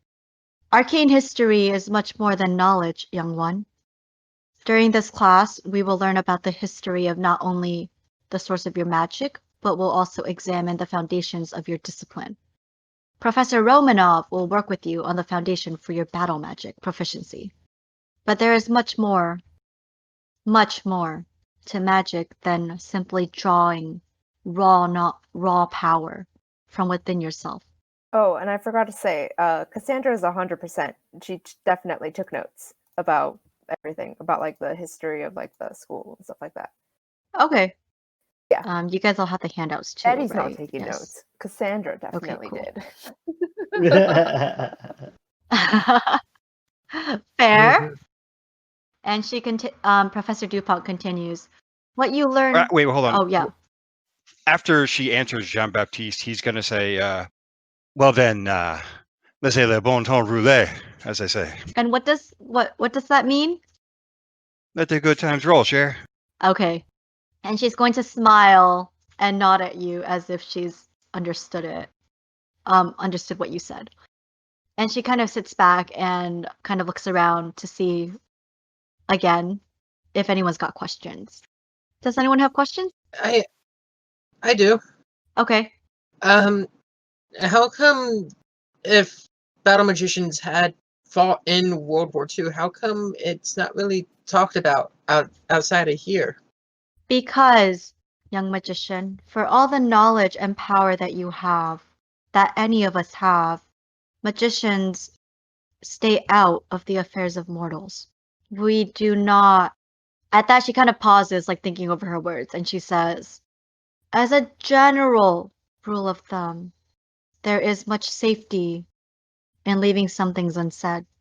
It's not to say that magicians were not involved, as I just told you that some were, but the majority of the magicians drawn into the combat at that time were not willing. And many of them did so to protect their loved ones. And I can only hope that you yourself will never be in a situation such as that they did. And as she says it, there's kind of like this momentary look of sorrow that overcomes her. And she says, some of you have asked during your initial entry exams if being a battle magician means that you will go to war. And the answer is no. We don't expect you to fight in wars that you don't wish to. We don't have an army of magicians. We do have combat specialists, but that is a very specific path that you choose and receive training for. Battle magic allows for you to have another tool at your disposal to help with your survival. Battle magic is not to be wielded lightly. There is a cost and a sacrifice involved. And some of you are still young enough that you don't know what cost and sacrifice means. Okay. So you're trying to frighten us off or just scare us? What you trying to do here? I am simply giving you the truth. Magic is a gift, but it is not to be taken lightly. Okay. Does anyone else have any questions or comments for her? Can you get rid of magic? Yes, there are ways. Like how? Professor DuPont looks at you, like looks in your direction and kind of like looks at you like she's discerning your motives for asking, and she says, there is knowledge to be gained by master level magicians, and that knowledge is not yet at your disposal, young one. To attempt such a feat would only cost you your life, and that's if you were lucky. Are you unhappy here? Not unhappy. Well, I don't know. She nods at you, kind of like she's aware of your situation, but you don't know if she knows. And she says, sometimes, and each and every single one of you will feel this at some point, but sometimes it can feel like magic is a curse more than a gift. But you will come to view your talents as a gift. Yeah, that's what they keep saying. Jean Baptiste chuckles slightly at that about when she comments about curses, and he kind of just chuckles. Demetrius, you noticed that since the school nurse put the patch on your neck, you haven't really heard more than like the quietest of whispers. And that's like very occasional. And you realize that for the first time in like a couple days, you haven't really heard anything. Okay. All right. So after kind of the lecture and the conversation that you guys have had, Professor DuPont excuses you guys for the rest of the day. And as we leave, Alex says, "These classes this is interesting, I guess." And he To your goes fellow students or the professor? to my fellow students. Okay. And I look over to Demetrius. Are you okay? I'm fine. You don't seem fine. I'm fine. Just leave me alone. Okay. Who is the last among you to leave the classroom? Probably Cassandra, because she has to put all her things away. Okay. So as everyone's left and you are putting your stuff away, you notice Mary Anna making her way up to the professor. Okay. I dally a little bit. Okay. And, you make a show of kind of like slowly putting your books in your bag and looking like you're super concentrating on making sure you have everything. And Mariana walks up kind of close. And Professor DuPont says, "Yes, Miss Valentine, how can I help you?" And Mariana says, "You were here 5 years ago when it happened." Are you like subtly sneaking glances at them, or are you just like not looking at, like trying to look like you're not looking at all? I guess I would look up when like they start talking, and then see if they look at me, then I'll like just look back down and like continue putting things away. Okay, roll me a like deception check. Okay. Ooh, not good at this. 13. Okay, so you are, slowly paddling, like making a show of like counting all your pens and counting your notebooks and your textbooks and checking to make sure they're all in order. And as you kind of occasionally glance up, you notice Mariana kind of glancing in your direction, but she doesn't it doesn't look like she's making much of it. Like she just notices you and turns back to the conversation. Okay. And you think that you feel like she didn't like catch on to you. Okay. But as you're listening in, Professor DuPont says quietly, "I truly, truly regret what happened, Mariana, but there was nothing we could do." And Mariana says, "You are a school consisting of the most powerful magicians in the world, and you couldn't do anything for my brother." And Professor DuPont opens her mouth like she's going to say something, but Mariana cuts her off and says, "They didn't even find a body." And then Mariana storms off, like sweeping past you, just exiting through the doors, like shoving it open, and just storms off. Okay. I'm gonna. I was on the other side of the door waiting for Cassandra. Okay. And so, With my passive perception being as high as it is, could I have heard even just a little bit of that before the door flew open? Mariana did raise her voice towards the end, so you might have caught the tail end of that, like where she said they didn't even find a body. And then the next thing you know, the door like slams open and Mariana's like stomping out. Like there's like this look of fury on her face. I just watch. She doesn't pay you a glance. Like she doesn't pay you a passing glance at all. She just like walks right by you. Fair enough. All right. So Cassandra is gonna look up at the professor, like while she is like putting stuff away. Like she won't raise her head, but she'll just like glance at her to see like what her expression is. Sure. And Professor DuPont's lips are kind of pursed, like she's unsure of what to say. But she does eventually notice that you've kind of been staring, and she looks over at you, offers you like a small apologetic smile, and says, great magic requires sacrifice, and sometimes we lose magicians too young. But we try, and we do our best to minimize casualties. Have And with that, she like quietly makes her way. She doesn't wait for you to respond. She just makes her way out of the classroom. I'll like go try to like follow her a little bit and say, Professor, can I ask you something? She stops in her steps and says, "Yes." Have many people died at this school trying to master their disciplines or their magic or their powers? She's quiet for a long moment, like trying to think of how to word her response. And she finally says, "We do our best to minimize casualties. Is there We enforce protective wards and barriers wherever we can. And these protections permeate every aspect of this campus. But occasionally, accidents do happen." okay? Sandra's gonna be very scared about this because the whole reason she's here is that she doesn't want to die. um, And almost as if reading your thought, she says, "Trust me, young one, you are far safer here than if you had been left alone on the streets."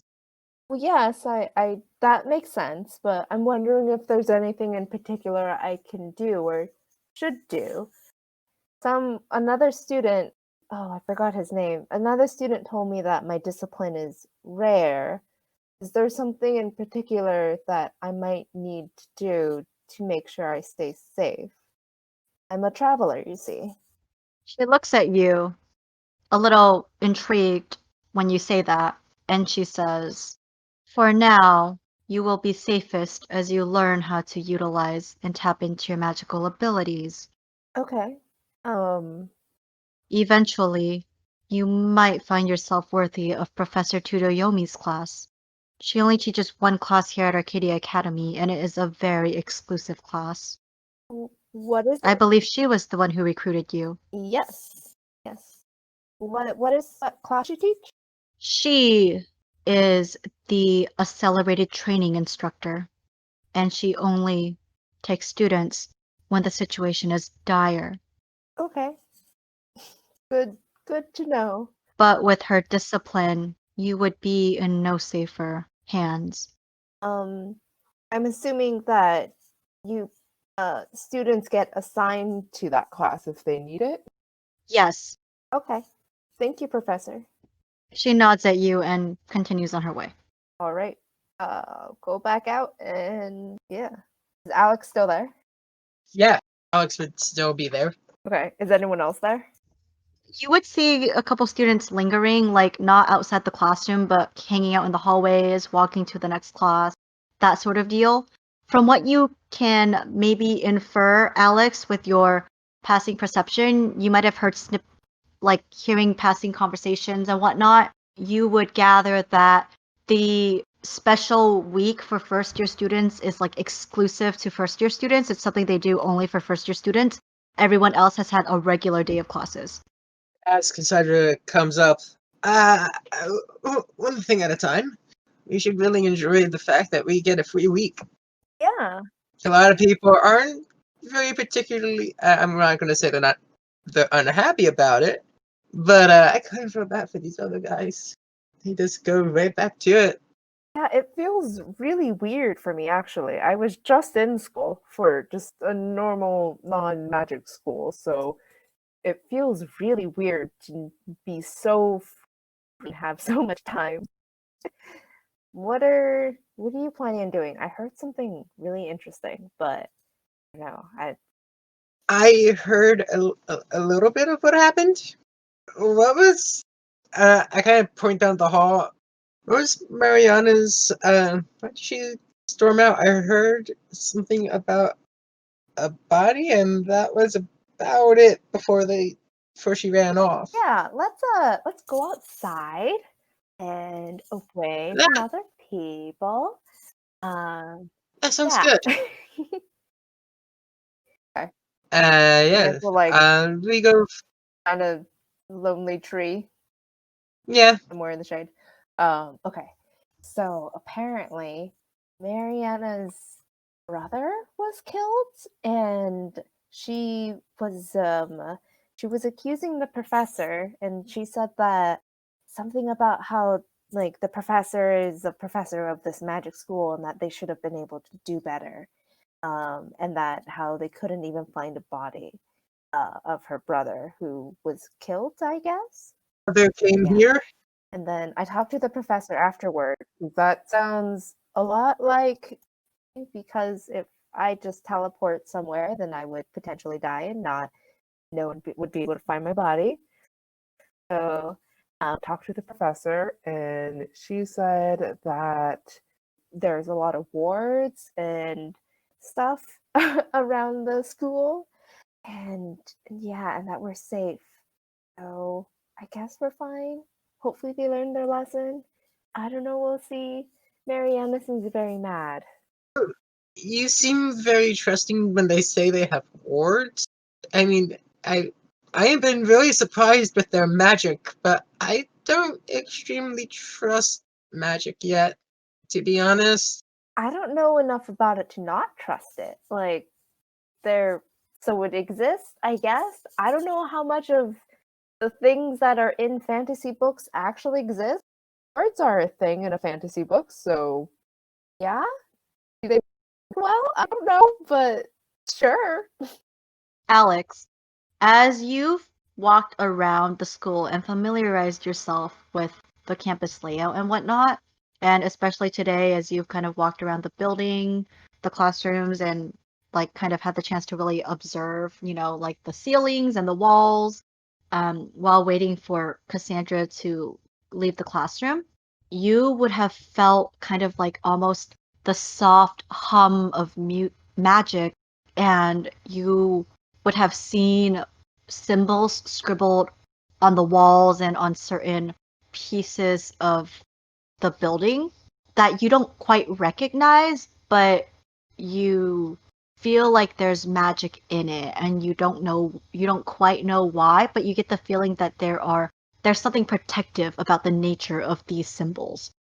Yeah, Alex is still kind of sketched out. He hasn't ever had to deal with magic in his life, so like there's been a few weird times that it could explain, but he still doesn't 100% believe that there is. So, are you guys gonna hang out for a bit? Go back to the dorms? Has everybody else gone back to the dorms? There's a communal area, right? It's on the same floor, or there's a room on the floor that we're all bunking in. Yes. Yeah, so you guys all share the top floor of the dormitories, and there's like a communal kitchen/common area that you guys like. There's plenty of room for you guys to hang out in and invite friends over or whatever.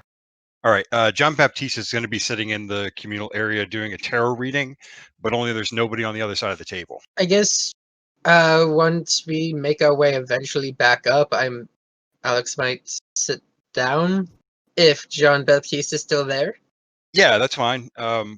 When you sit down, John Baptiste scoops up the cards and looks over. What can I do for you, mon ami? Nothing. Are those tarot cards? So you're familiar, huh? This is good.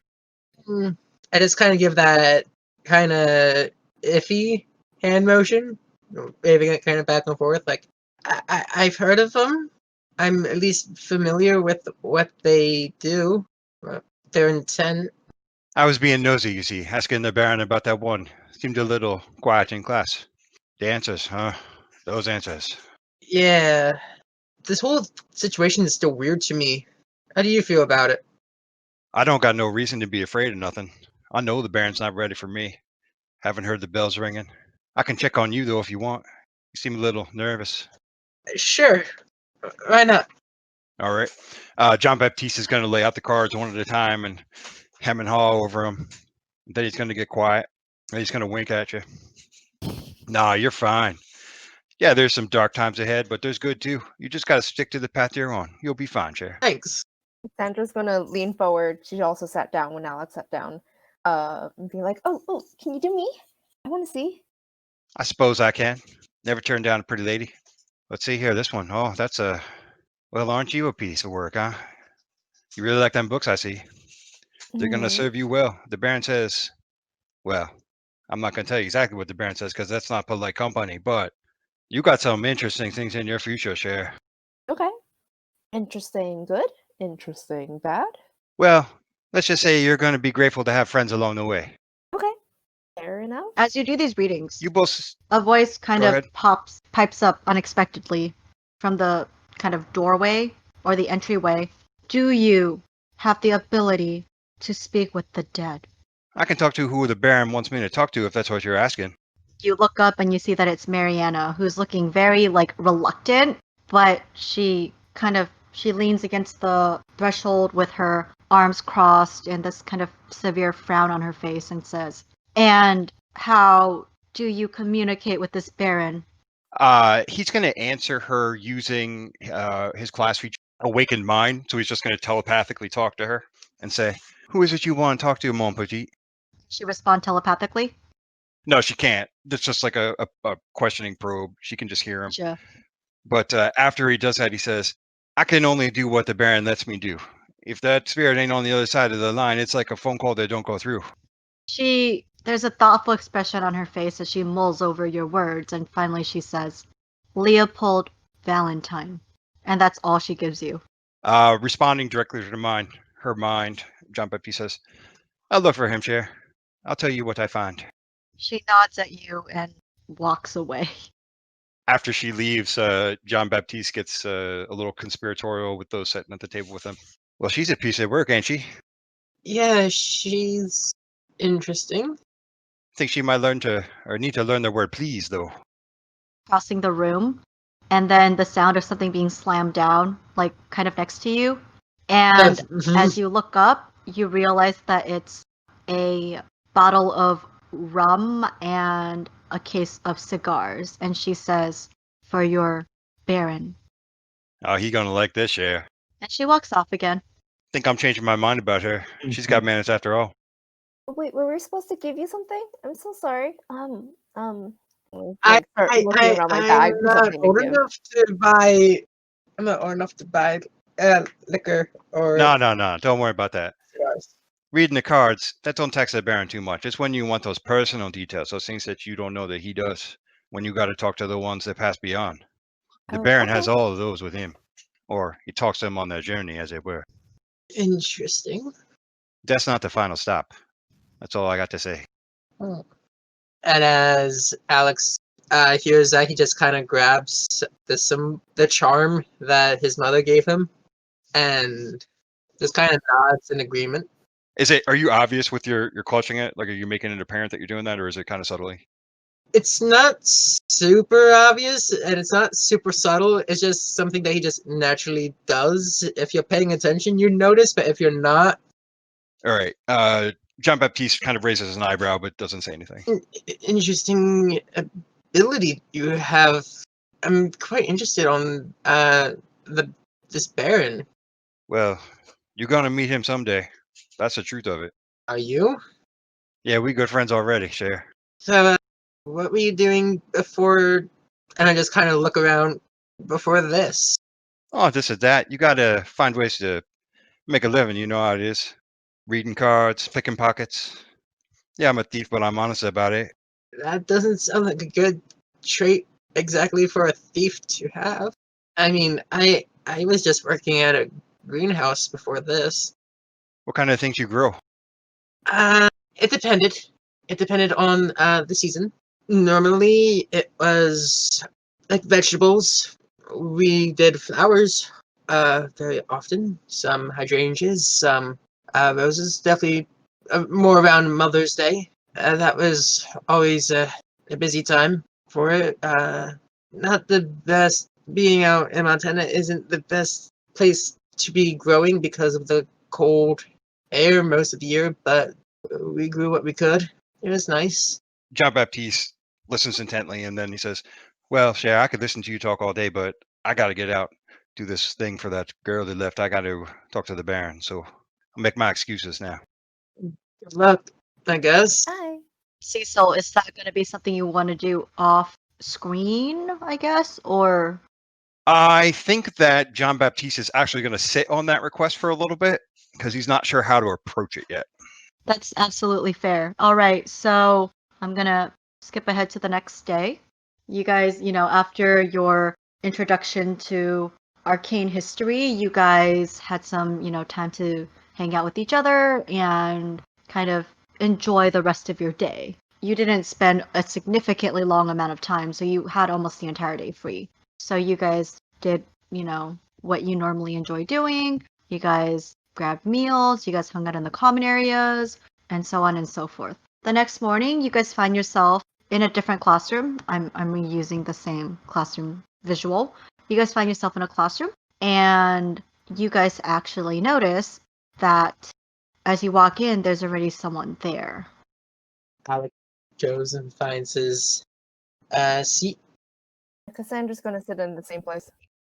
And you guys notice, well, okay, so the thing about this classroom is it looks more like a lab than like the classroom you guys were in yesterday, which was a little more like a lecture hall. There's like long tables set up and kind of like beakers and ingredients in jars that you may or may not recognize. So pretend that between each set of benches is a table. So you guys are facing each other. Huh. And as you guys walk in, the woman calls out, "Welcome, welcome! I'm so glad to meet y'all. The pleasure's mine. My name is Andrea Cresswell, and I am the alchemy instructor here. And I am so thrilled to have y'all here." And she waits until the last of you come into the classroom, and I just realized that I gave her like the southern accent, and I have to You made lecture your in a bed, southern now you accent lie now. in it. I've made my bed, and now I lie. in Yeah, it. All right. remember that for every other time we have our class as well. Yeah, that. Huh. You were doing really well. You were, though. Yeah. Aw, thanks. Well, I already shared it. That's why I can't share it. Okay. I also just wanted All right, so Jet, show I it to everybody. to eat and muted myself, and I'm so proud of myself. Well done. It was really, Aw. yeah. All right, so alchemy, sometimes referred to as potions making, is more than just potions.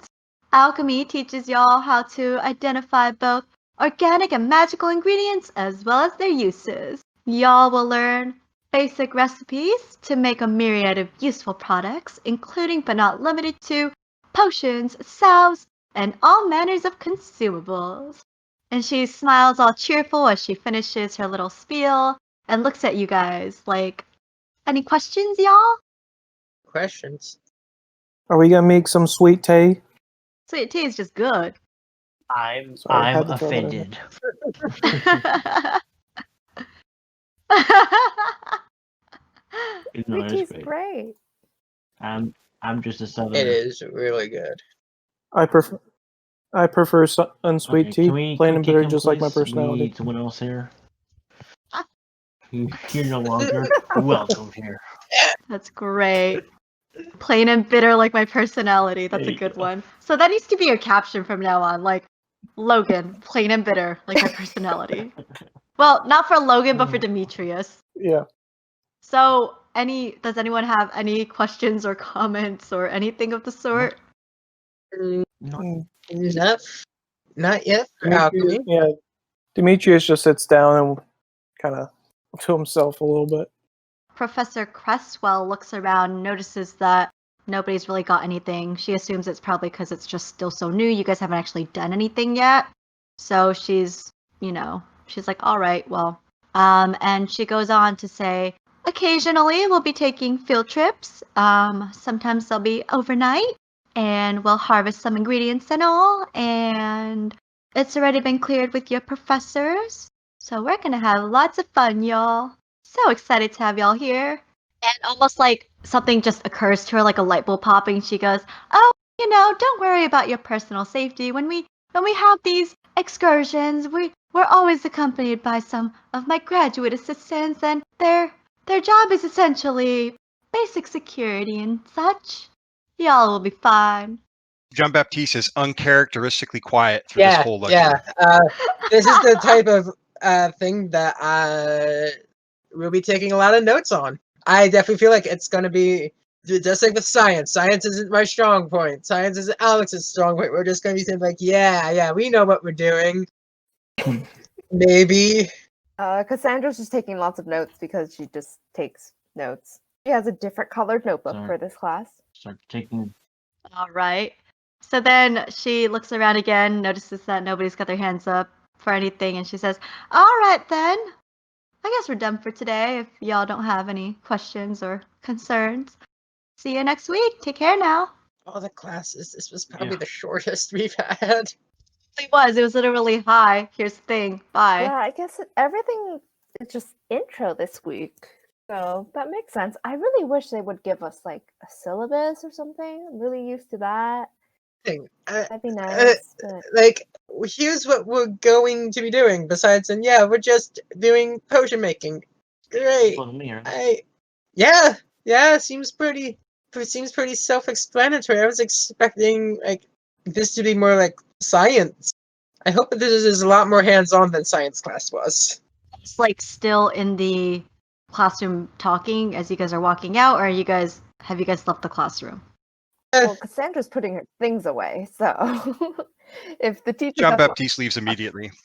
Alex, are you like still in the classroom? I was probably having this conversation with James, so wherever he is. I probably just start walking out and kind of walking, talking with Alex in the hall. Yeah, so you guys walk and talk as you guys leave, and you guys have the rest of your day to do as you will. As you guys return to your dormitories, you guys notice that there's another note that's magically adhered to your doors. Like freaking magical duct tape. What's with... What They just don't tell us shit. They just give us notes on our doors. Here's what you're supposed to do next. Cassandra reads the note. Alex reads the note What once does he the note walks say? inside. So it just says, tomorrow morning, meet at the grounds outside the classrooms in the independent study areas. Okay. And again, there's no time. What I've is basically that? just These been going things? to everything at like Yeah, around the that's- same I time that guess. orientation was. Yeah, that feels like the right time. I guess. All right. So you guys, again, have the, rest of the day to do as you will. And tomorrow morning, following the same schedule that you guys have been, you guys eventually make yourselves to the designated area. This So again. big. Okay, is everybody there? Okay. Where do you want us to be? So as you guys make yourselves, there, you notice a somewhat familiar figure standing waiting for you guys. Bright and That's early in where the I'll morning. be.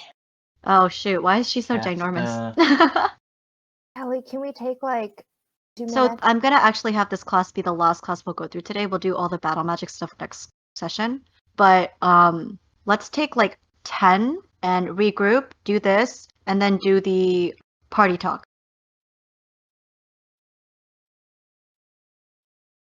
You guys find yourselves at a little section of the grounds outside the classrooms, and it almost reminds you of kind of a maze, like where you walk inside and there's like a different layout. So as you walk in, you see that there are kind of sections that are almost walled off, but there are multiple entrances, and it looks like, wow, I'm very bad at describing this, but it's a private area that's blocked off by a bunch of shrubs and trees. And as you guys enter, you guys see a familiar face. Some of you may remember Olivia Quinn. She is the one who signed all your letters and welcomed you to the school. She is the general counsel for first years. She is also kind of like the personal assistant for Headmistress Valentine. She is also the discipline training supervisor. And as you've noticed before, she looks a little unintimidating compared to the other professors that you've met so far. She holds herself not with the authority that Professor Valentine carries. With her, it's more of a sense of just she's powerful and she's fearless. This woman carries herself with a little more meekness. But she's still standing there with a sheaf of papers in her hands and scrolls still peeking out of her pouch, her side saddle, and she says, "Good morning, young magicians," sounding a little more cheerful than she did the other day at orientation when she was trailing after after Headmistress Valentine. And she says, "Welcome to your first discipline class. Oh, Some of you may remember me as Olivia Quinn. I don't actually teach this class. I'm just here for supervisory and safety purposes. Now, I'm sure that many of you have wondered about how you train in your discipline. that and magic in general. She nods and says, well, Professor DuPont will work with you on the fundamentals and basics of your magic. Professor Romanov will teach you battle magic. But the way Arcadia Academy teaches disciplines is a little unique compared to other schools of magic. Demetrius is very intrigued about the learning his disability. We utilize a tiered mentorship program so that you each receive individual training from an older student. And as she says that, a group of students kind of walk in from the opposite side, standing kind of in a loose cluster behind Olivia Quinn. And she looks at her clipboard and says, as I call your names, please come forward and meet your mentor. I'm going to use my awakened mind ability to talk to her and say, and here I was hoping I'd be paired with you, Cher. She kind of jumps a little bit and laughs a little bit and says, oh, whichever one of you just did that, it's rather impolite and generally frowned upon. So please refrain from doing that. Okay, so she calls out Alexander, meet Jonathan Hawthorne. Hello. It's nice to meet you, Jonathan. And Jonathan he's about 5'9". He's a little taller than Alex. So Alex is 6'2". Oh, just kidding. Okay, Jonathan's a little shorter. For some reason, I wasn't. He's a little shorter, but he carries himself with confidence. He's got kind of short, shaggy hair that's kind of like almost a silvery color, light tan skin, and dark green eyes, and a dexterous build. And he's wearing black leather armor with black pants and black boots with a gray undershirt, and he's got a couple weapons on him. He's got a rapier and a bow, and he nods and says, in a kind of soft voice, hello, Alex. It's good to meet you. Let's go over here. And he gestures to one of the alcoves. Okay, it's nice to meet you too. And then I follow him. Okay. Yeah, like say over here somewhere. Okay. All right. So that's our first pair. James, your tutor is Rosie Hawthorne. And James, as you step forward, you meet a rather petite girl. She's got brown hair that's been braided and tied with a ribbon, and brown eyes and light tan skin. She looks very similar to the older student that you just saw kind of escorting Alex off to the side. But she is wearing kind of scale mail, and there's a shield that's strapped to her back. And she's got kind of like a side leather saddlebag. And she's wearing a choker, like a leather choker. And she says, as she walks up to you, she says, hello, I'm Rosie. You can come with me this way. And kind of gestures like, say over here. All right. Jean-Baptiste, your tutor is Telrind.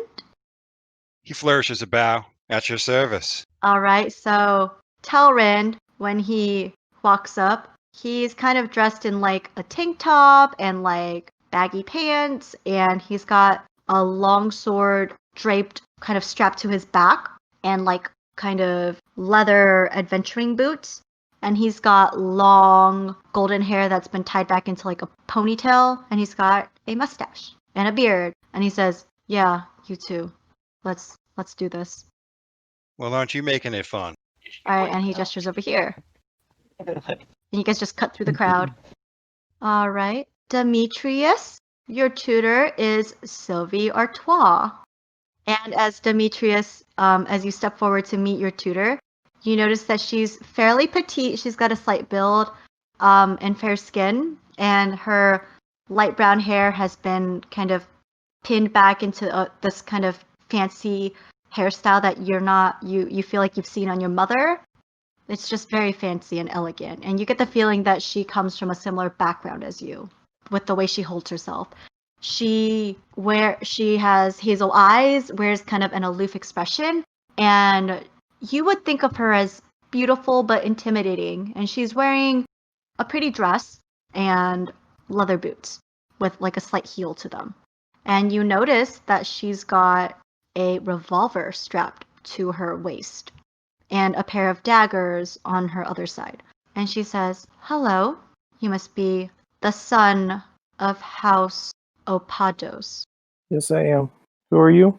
"I am the daughter of House Sylvie." And you would recognize the name as a rather prestigious family, that belonging to a rather prestigious family, with some ties to distant nobility from many, many years ago. Yeah. I recognize your family. It's nice to meet you. Let's go over here, shall we? All right. Cassandra, meet Ruga, your tutor. Hello. Okay, Logan, I don't remember what Ruga looks like, so I'm making this up. Okay, so Ruga, as he steps forward, you notice that he. My Ruga? Mm-hmm. Again, remember, I don't remember what he looks like. So you notice that he's got kind of really tan skin, like he works out a lot or he's in the sun a lot, and he's very, very. He's like built Native like a American. bodybuilder, and he's okay. But I'm making this up. I'm sorry. And he's got long black hair that's tied back into a neat ponytail. He's wearing like a casual button-down shirt and nice slacks almost, and dress shoes. And he carries himself he carries himself well. He carries himself with pride. And you notice that there is what you think is a halberd strapped to his back. And he says, "Hello, Cassandra. It's my honor to tutor you. Please follow me this way." And gestures that way. All right. I go that All way. right. And Olivia Quinn continues pairing people until everyone's been paired off and everyone's taken a different alcove or private little area. And then you guys no longer see Olivia Quinn, but you hear her voice as she says, "All right, for the next 2 hours, your tutors will introduce you to the basics of your discipline. You may begin." So let's start with Jonathan and Alex. The rest of you guys can mute. Okay. So when Olivia Quinn says start, Jonathan turns to Alex and says, "So, I hear that you're a stitcher, eh? Yeah. I And you seem quite attuned to nature?" yeah. He nods with a grin and says, "My discipline is nature magic, and you already met my friend Alyssa. She wouldn't stop talking about you after you stopped by the greenhouse a couple weeks ago." Uh, really? "Yeah, Alyssa's a sweet girl. She's very friendly. Yeah. But let's talk about you. So, what was your exam like?" I got hit really hard in the chest. I started. "And who had the honor of doing that?" It was it was a really strong looking one of the professors. And he like thinks for a moment and goes, "Professor Romanov, possibly?" That sounds about right.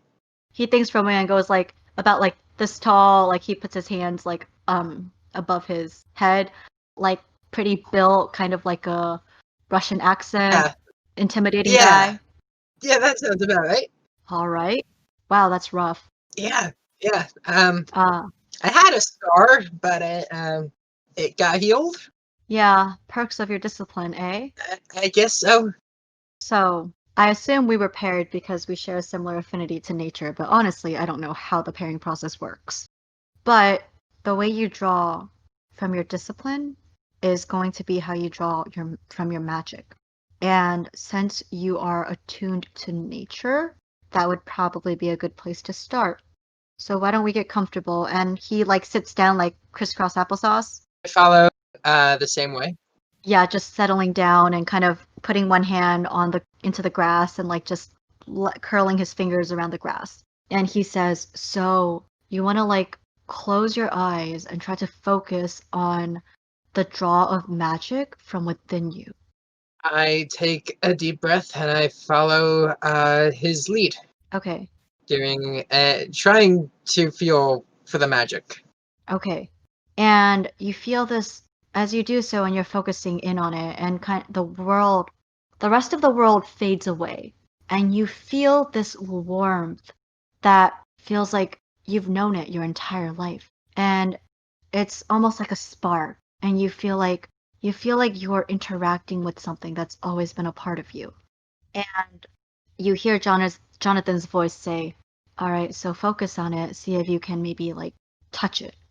I go and go to, I would say, they're in mental state, try to reach out, not physically, like I'm Yeah. actually reaching out trying to grab Jonathan, but like putting my arm out there to feel it, I guess, Okay. feel the magic. Sure. So kind of like in your mind's eye, you feel yourself reaching out and kind of touching it, interacting with this golden orb that's somehow deep within you.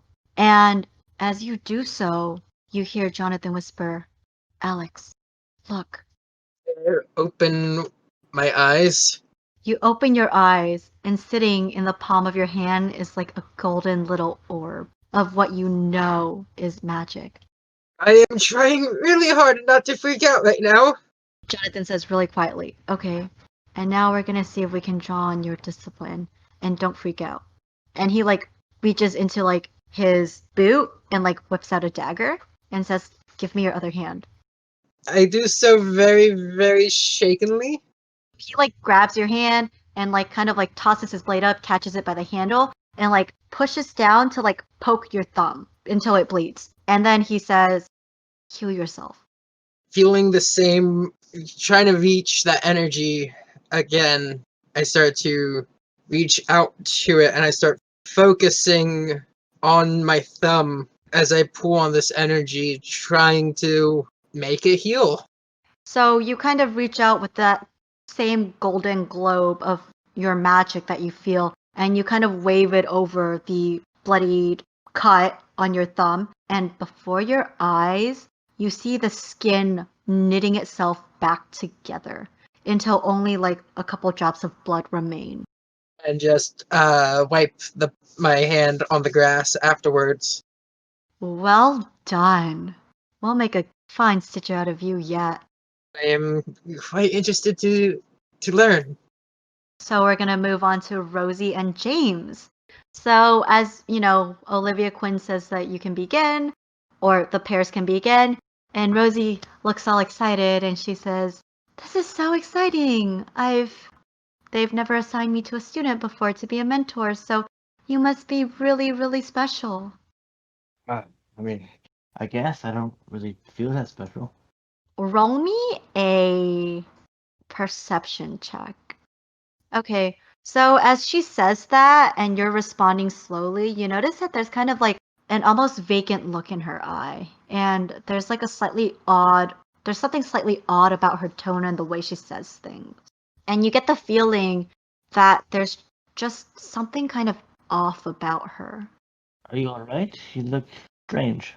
"I'm fine." And she kind of gives you like a smile, but it's like she's frowning but trying to smile at the same time. And you get the feeling that she's looking in your direction, but she's not looking at you. But nonetheless, she says, "So what's your discipline? What are you?" I'm is it theurge? "Oh wow, that's so rare. Oh, did Professor Romanov did he recruit Yeah, you?" he came and found me and brought me here. "Oh, yeah, he's the world leading expert on theurges, so he tends to get roped into things that he doesn't really care about." It was kind of harsh. Well, it must be tough, being as powerful and talented as he is. He doesn't always enjoy teaching, but he is contractually bound and obligated to be here, so he's here. He does a good job, though. And my brother certainly enjoys his class. And you guys will have that class soon, tomorrow, right? I believe so, yes. Yeah. So she breaks up abruptly and kind of frowns a little, and she starts mumbling to herself, like really, really quietly under her breath. What was that? No, no, nothing. I, yeah, your battle magic class should be really, really fun. But let's talk about your discipline, about you being a theurge, yeah. So as a theurge, magic should come really, really naturally to you. Your control over magic eventually should be almost like that of Professor Romanov. Like the way he does magic is just so incredibly instinctual. It's very instinctive. It's almost like it bends to his will. And as a theurge, you should eventually be able to do something similar. But let's try to just focus right now on maybe connecting you to your magic. The easiest way for a lot of magicians, especially like new ones, is to meditate. So like, if you sit down and kind of cross your legs and close your eyes kind of thing. We'll sit down, cross my legs, close my eyes, and kind of slow my breathing and try and focus. Okay, so as you sit down, you kind of notice that Rosie's also sitting down, kind of mimicking your pose. And she says, so close your eyes and try to focus on like that really warm feeling inside your chest. It feels like it's always been a part of you and it just feels really, really warm and like you've known it your entire life. So sit down and try and he'll try and focus on his core, I guess, and try to conjure the feelings. As you do so and you try to focus on what she's saying, you are able to identify that warmth that she was talking about. And eventually it kind of forms itself into this little golden orb almost. And you somehow instinctively know that that is your magic. And Rosie says, okay, now try to touch it. James will reach his hand out and try and grasp the orb. Are you doing it like physically, like reaching your hand out? Yeah. Okay. And as you do so, you hear Rosie whisper, James, look. He'll open his eyes and look. So you open your eyes and you look, and there, floating in the palm of your hand, is that golden orb of magic. And Rosie is just beaming at you, like so proud, and she says, what is your magic telling you? It feels warm and fuzzy. And she says, concentrate on it. What's it telling you? James will try and concentrate. As you do so, you get the feeling that you can influence either an ally or an opponent's action. You're not quite sure what that means, and that's going to be part of your theurge ability, your power surge ability. But you just get the feeling that if you were to use this, that you would be able to do that. And it is nice to have. As you're like focusing on that, you kind of notice from the corner of your eye, Rosie kind of, her face scrunches up like she's in pain, and she's like she kind of claps her hands to her head and starts whispering like, no, like just don't. I'm trying to do this right now. Please don't do that. And she's just mumbling to herself. Are you okay, Rosie? And she doesn't hear you as she continues to mumble, and her mumbling gets a little louder. And abruptly, someone bursts into the alcove, and you recognize it as Jonathan. You recognize the older student who escorted Alex out, and he runs in, concern on his features, as he kneels down next to her and says, Rosie, are you all right? And eventually she stops, kind of like mumbling to herself, and looks up, and there's that vacant look in her eye again. And she says, what just happened? And Jonathan says, very concerned, you had another episode. Let's get you back to the dormitories so you can rest. And she kind of nods, lets him guide her out, and he says, I'll be right back. And Olivia Quinn nods as they leave. And eventually, like say 10-15 minutes later, Jonathan returns and says, my apologies for my sister. Is she okay? Yes. What no. Episode? She is what we call here a non-battle magician. Her discipline is too unmanageable, and it's taken a toll on her mentally. She's one of the few students studying the diplomacy and ambassadorial route, so she takes those classes instead of battle magic. But her discipline is powerful. I see. And there is a cost that comes with power. I've heard the slogan before. With great magic comes great sacrifice. Yes, unfortunately for her, she's learning that much too soon. Well, She sees the spirits of the deceased, the ones who have not passed on to the realms of the afterworld, the underworld. it must be quite the burden. It is. She'll feel better the next day, and she will continue to tutor you, but we understand if you'd rather not have her. That's fine by me. She can take the time she needs. I'll be here waiting. At that, Jonathan nods kind of in gratitude and heads back to continue tutoring Alex. You're left sitting there with your magic kind of still floating in your hand. And as you've had that conversation with Jonathan about Rosie's discipline, your magic almost seems like it's trying to speak to you. Can I try and focus on it again and see if it tells me anything? So as you focus on it and hone into this little your magic, you get the feeling that there just might be something you might be able to do that could help with Rosie's condition, but you don't know the details of what that would be. Very interesting. All right. So let's go to Telrin and Jean-Baptiste. Okay. All right. I don't remember what Telrin's voice was, so it's going to be Very a husky. generic guy voice. Sorry. There you go. Perfect. Wait, very husky? Like this? Okay. So, Telrin guides Jean-Baptiste over to the alcove and guides him over to the alcove. Oh god, I can't do this. I'm gonna lose my voice. Guides him over to the alcove and murders him. No. So Telrin guides Jean-Baptiste over to the alcove, and when Olivia Quinn says you can begin, Telrin just eyeballs Jean-Baptiste and says, "So, what can you do?" A little of this, a little of that. Well, I suppose your discipline is not vagueness, is it? The ability to be inconcise? I say you don't like to play at all. That's a shame. Well, magic is quite serious business. I can talk to the spirits and bring them back. So you're a conjurer, That's what you want to call it. able to, well, that's a discipline. All right, so let's see what you can do. Why don't you tap into the source of your magic and pull it out, or draw it out, not pull it out. I Sorry. see. So you do have some fun in mind. Well, is there somebody you want to talk to, or you just want me to conjure up who's about? I want you to draw the source of your magic. All right. Focus on the magic that's within you. Some people like to describe it as a warm feeling. No, there's nothing warm about the Baron, friend.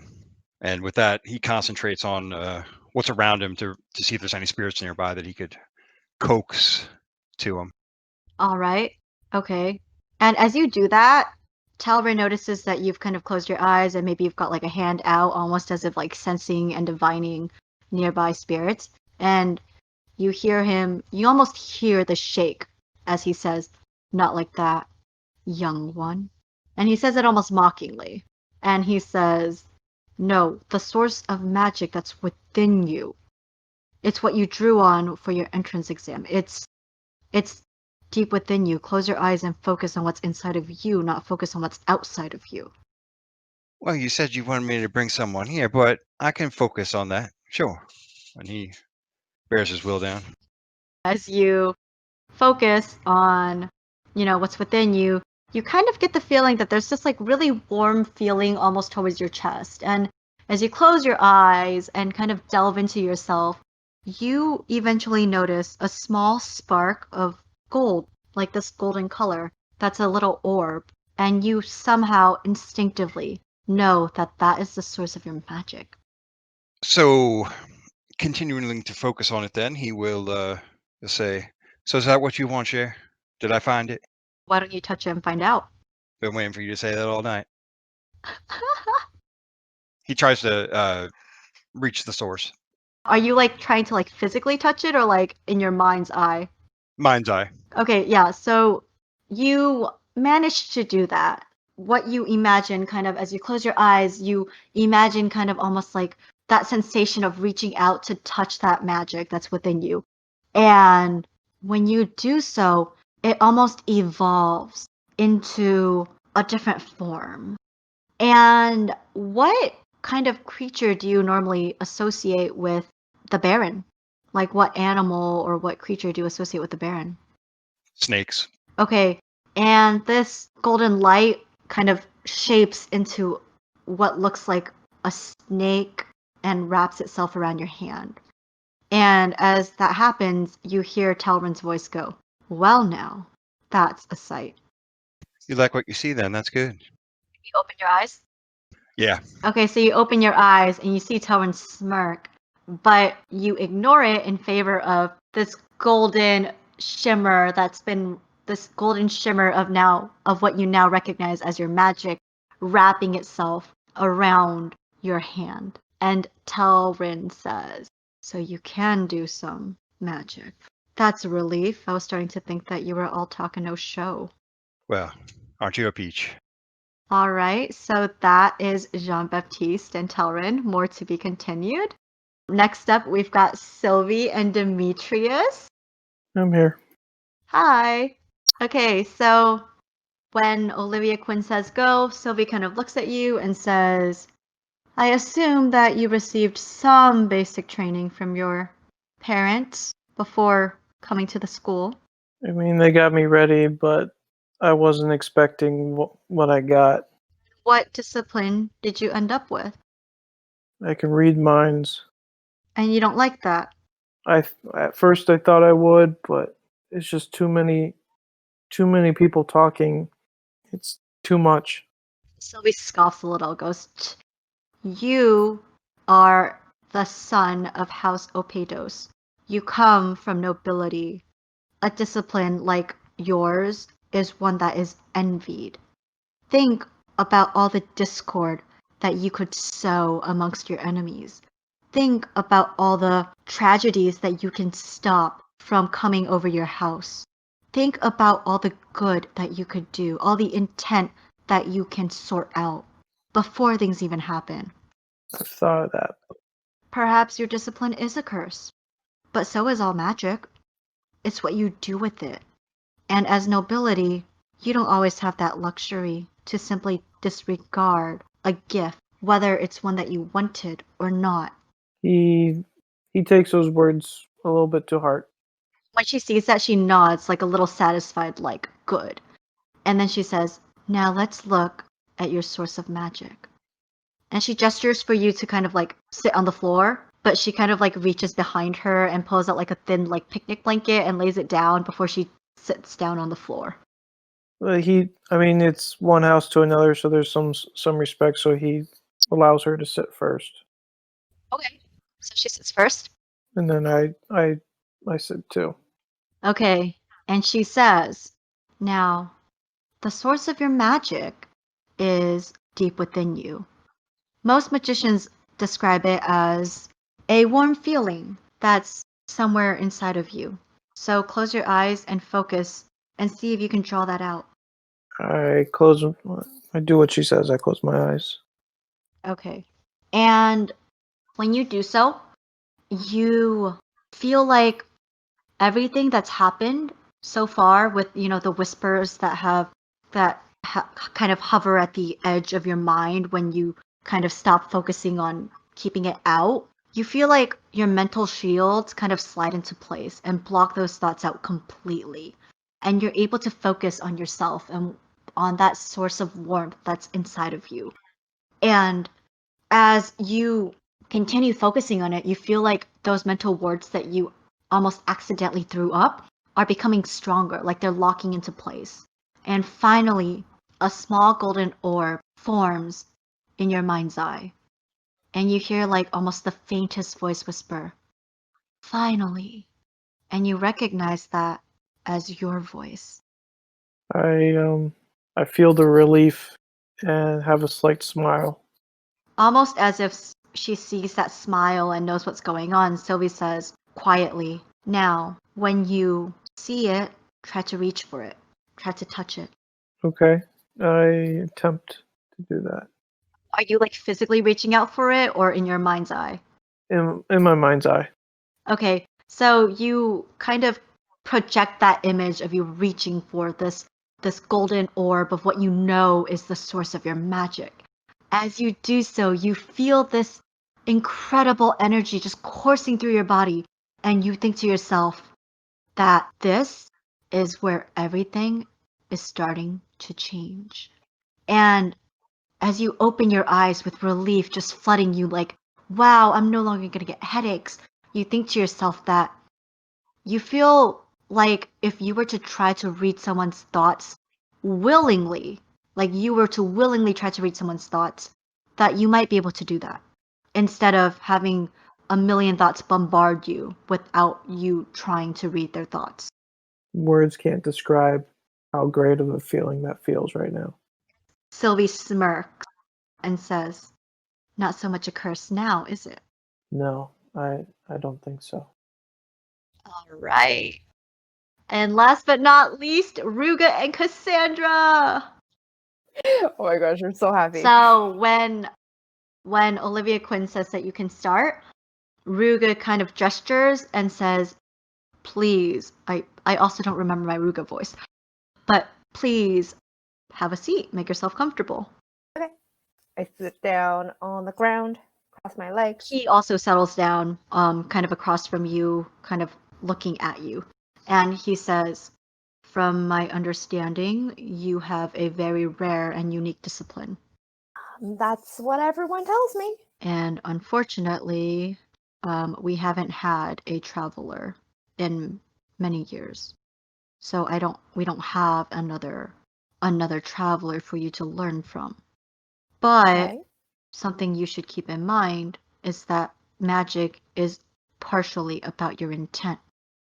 While Okay. you are enshrouded in the walls of this campus, there are wards and barriers in place to prevent you from accidentally traveling somewhere that you shouldn't be. So this campus is a safe place for you to practice your traveling abilities. Okay. As you have had time to familiarize yourself with the layout of the school, you should be able to envision certain locations in mind. Yes? Yes. He nods and says, then we will attempt for you to safely travel during our time together. Like right now? There's no better time. Would you rather wait until you graduated? No, now works, I guess. All right. So we'll start by finding your source of magic. Okay. So close your eyes and concentrate on the warmth that you feel within yourself. For most of us, magic is a very warm and comforting feeling. So try to follow that. See if you can find it. Okay. So Cassandra closes her eyes, tries to do as he says, and she thinks that it's probably somewhere near her heart. Okay. And as you kind of focus in on your mind's eye and you kind of follow your instincts that kind of lead you to maybe like the center, the core of your person, you feel this growing warmth in your chest and you envision in your mind's eye this golden orb that appears. And you know without a doubt that this is the core of your magic. Okay. And you hear Ruga kind of whisper, do you see it? Nod. Okay. And he says quietly, try to touch it. Okay. I guess I just try to touch it with my mind's eye. I guess I imagine it coming toward me. Okay. And as you do so, Mm-hmm. Ruga whispers, are you touching it? Not yet? Huh? I don't know. Okay, so in your mind's eye, as you envision yourself kind of making contact with it, with your magic, Mm-hmm. you feel this Mm-hmm. warm sensation spread from the core of your body to to the rest of you. You feel it in your fingers and in your toes, and you think in, the roots of your hair. Just, you feel it coursing through your body, almost like electricity. Okay. Then Cassandra says, yes, I think so. And Ruga says, okay, so now, while touching your magic, try to visualize the battle magic arena. Okay. Focus really, really hard on it. Cassandra's going to imagine the magic like surrounding her, like encasing her. Okay. So that she doesn't have to focus on like holding a thing. Okay. Just imagine it around her, and then she'll shift her mind over to the battle magic arena and try to imagine like what the stage looked like. Okay. So as you do this, you're imagining your magic kind of wrapping itself around you instead of you holding it. And you get the sensation that the magic does so. And as you do this, you focus on the layout of the battle magic arena that you were just in the other day. And you imagine kind of the steps that you and your classmates sat on. You imagine the weapons racks. You imagine that layout. We've spent like quite a bit of time exercising over there, walking all those steps and everything. Exactly. Yeah. And so those memories kind of enter your mind, but you try to focus on the details. And you hear almost like a rushing of wind. Okay. I'll like open one eye a little bit. Okay, so you kind of like nervously, hesitantly, like anxiously peek open one eye. Yeah. And you find yourself standing in the battle magic arena facing the stairs. Oh, okay. And you also see several dozen pairs of eyes staring at you as you teleported yourself to the middle of a class. Everyone stopped kind of staring at you. And an authoritative figure that you can only deduce to be the professor says, "Oh, look, the traveler can travel." Hi, sorry. My mentor told me to come here. I'll leave now. Sorry. And then I'll try to like rush down the stairs. Yes, idiot students not paying attention. Yeah, so you rush out as he's kind of like looking after you, watching you leave. And as you kind of head outside to the edge, you notice Ruga jogging up behind you and goes, "Oh, yeah, sorry about that. I totally forgot there was a class. Sorry. Won't do that again. I just thought that it was like closer than like the dormitories. So in case you got lost, I could find you. I'll talk to Professor Romanov. I'll take my punishment." The professor seemed like it was okay. He was nice about it. He gives you like a look of disbelief, saying that he clearly thinks you're lying, and that you get this inkling that Professor Romanov is probably not very nice. But that is Cassandra's little introduction to magic. Thanks for listening. Links are in the bio as well as our website. Notes for the episode. The Bookwyrms and Catdragons team does not advocate for the irresponsible drinking or consumption of items that require an age limit in order to be purchased, i.e., alcohol or cigars. Please drink responsibly. Alex did not pay $200 for plants and $500 for the blanket. Kelly forgot about the money conversion. 1 PP, or platinum piece, equals 10 GP, equals 100 SP, equals 1000 CP. Or, alternatively, 1 CP equals $1, 1 SP equals $10, 1 GP equals $100, or 1 PP equals $1,000. Alex actually paid $20 for the plants and $50 for the blankets. Oops. When Professor DuPont mentions that magicians stay out of the affairs of mortals, she was referring to non-magical people, since magicians are very much mortal, even if they experience potentially significantly longer lifespans than the average mortal. Sylvie Artois is the oldest daughter of House Artois, not House Sylvie. Kelly just really likes the name Sylvie, and Sylvie of House Sylvie has a nice ring to it, no?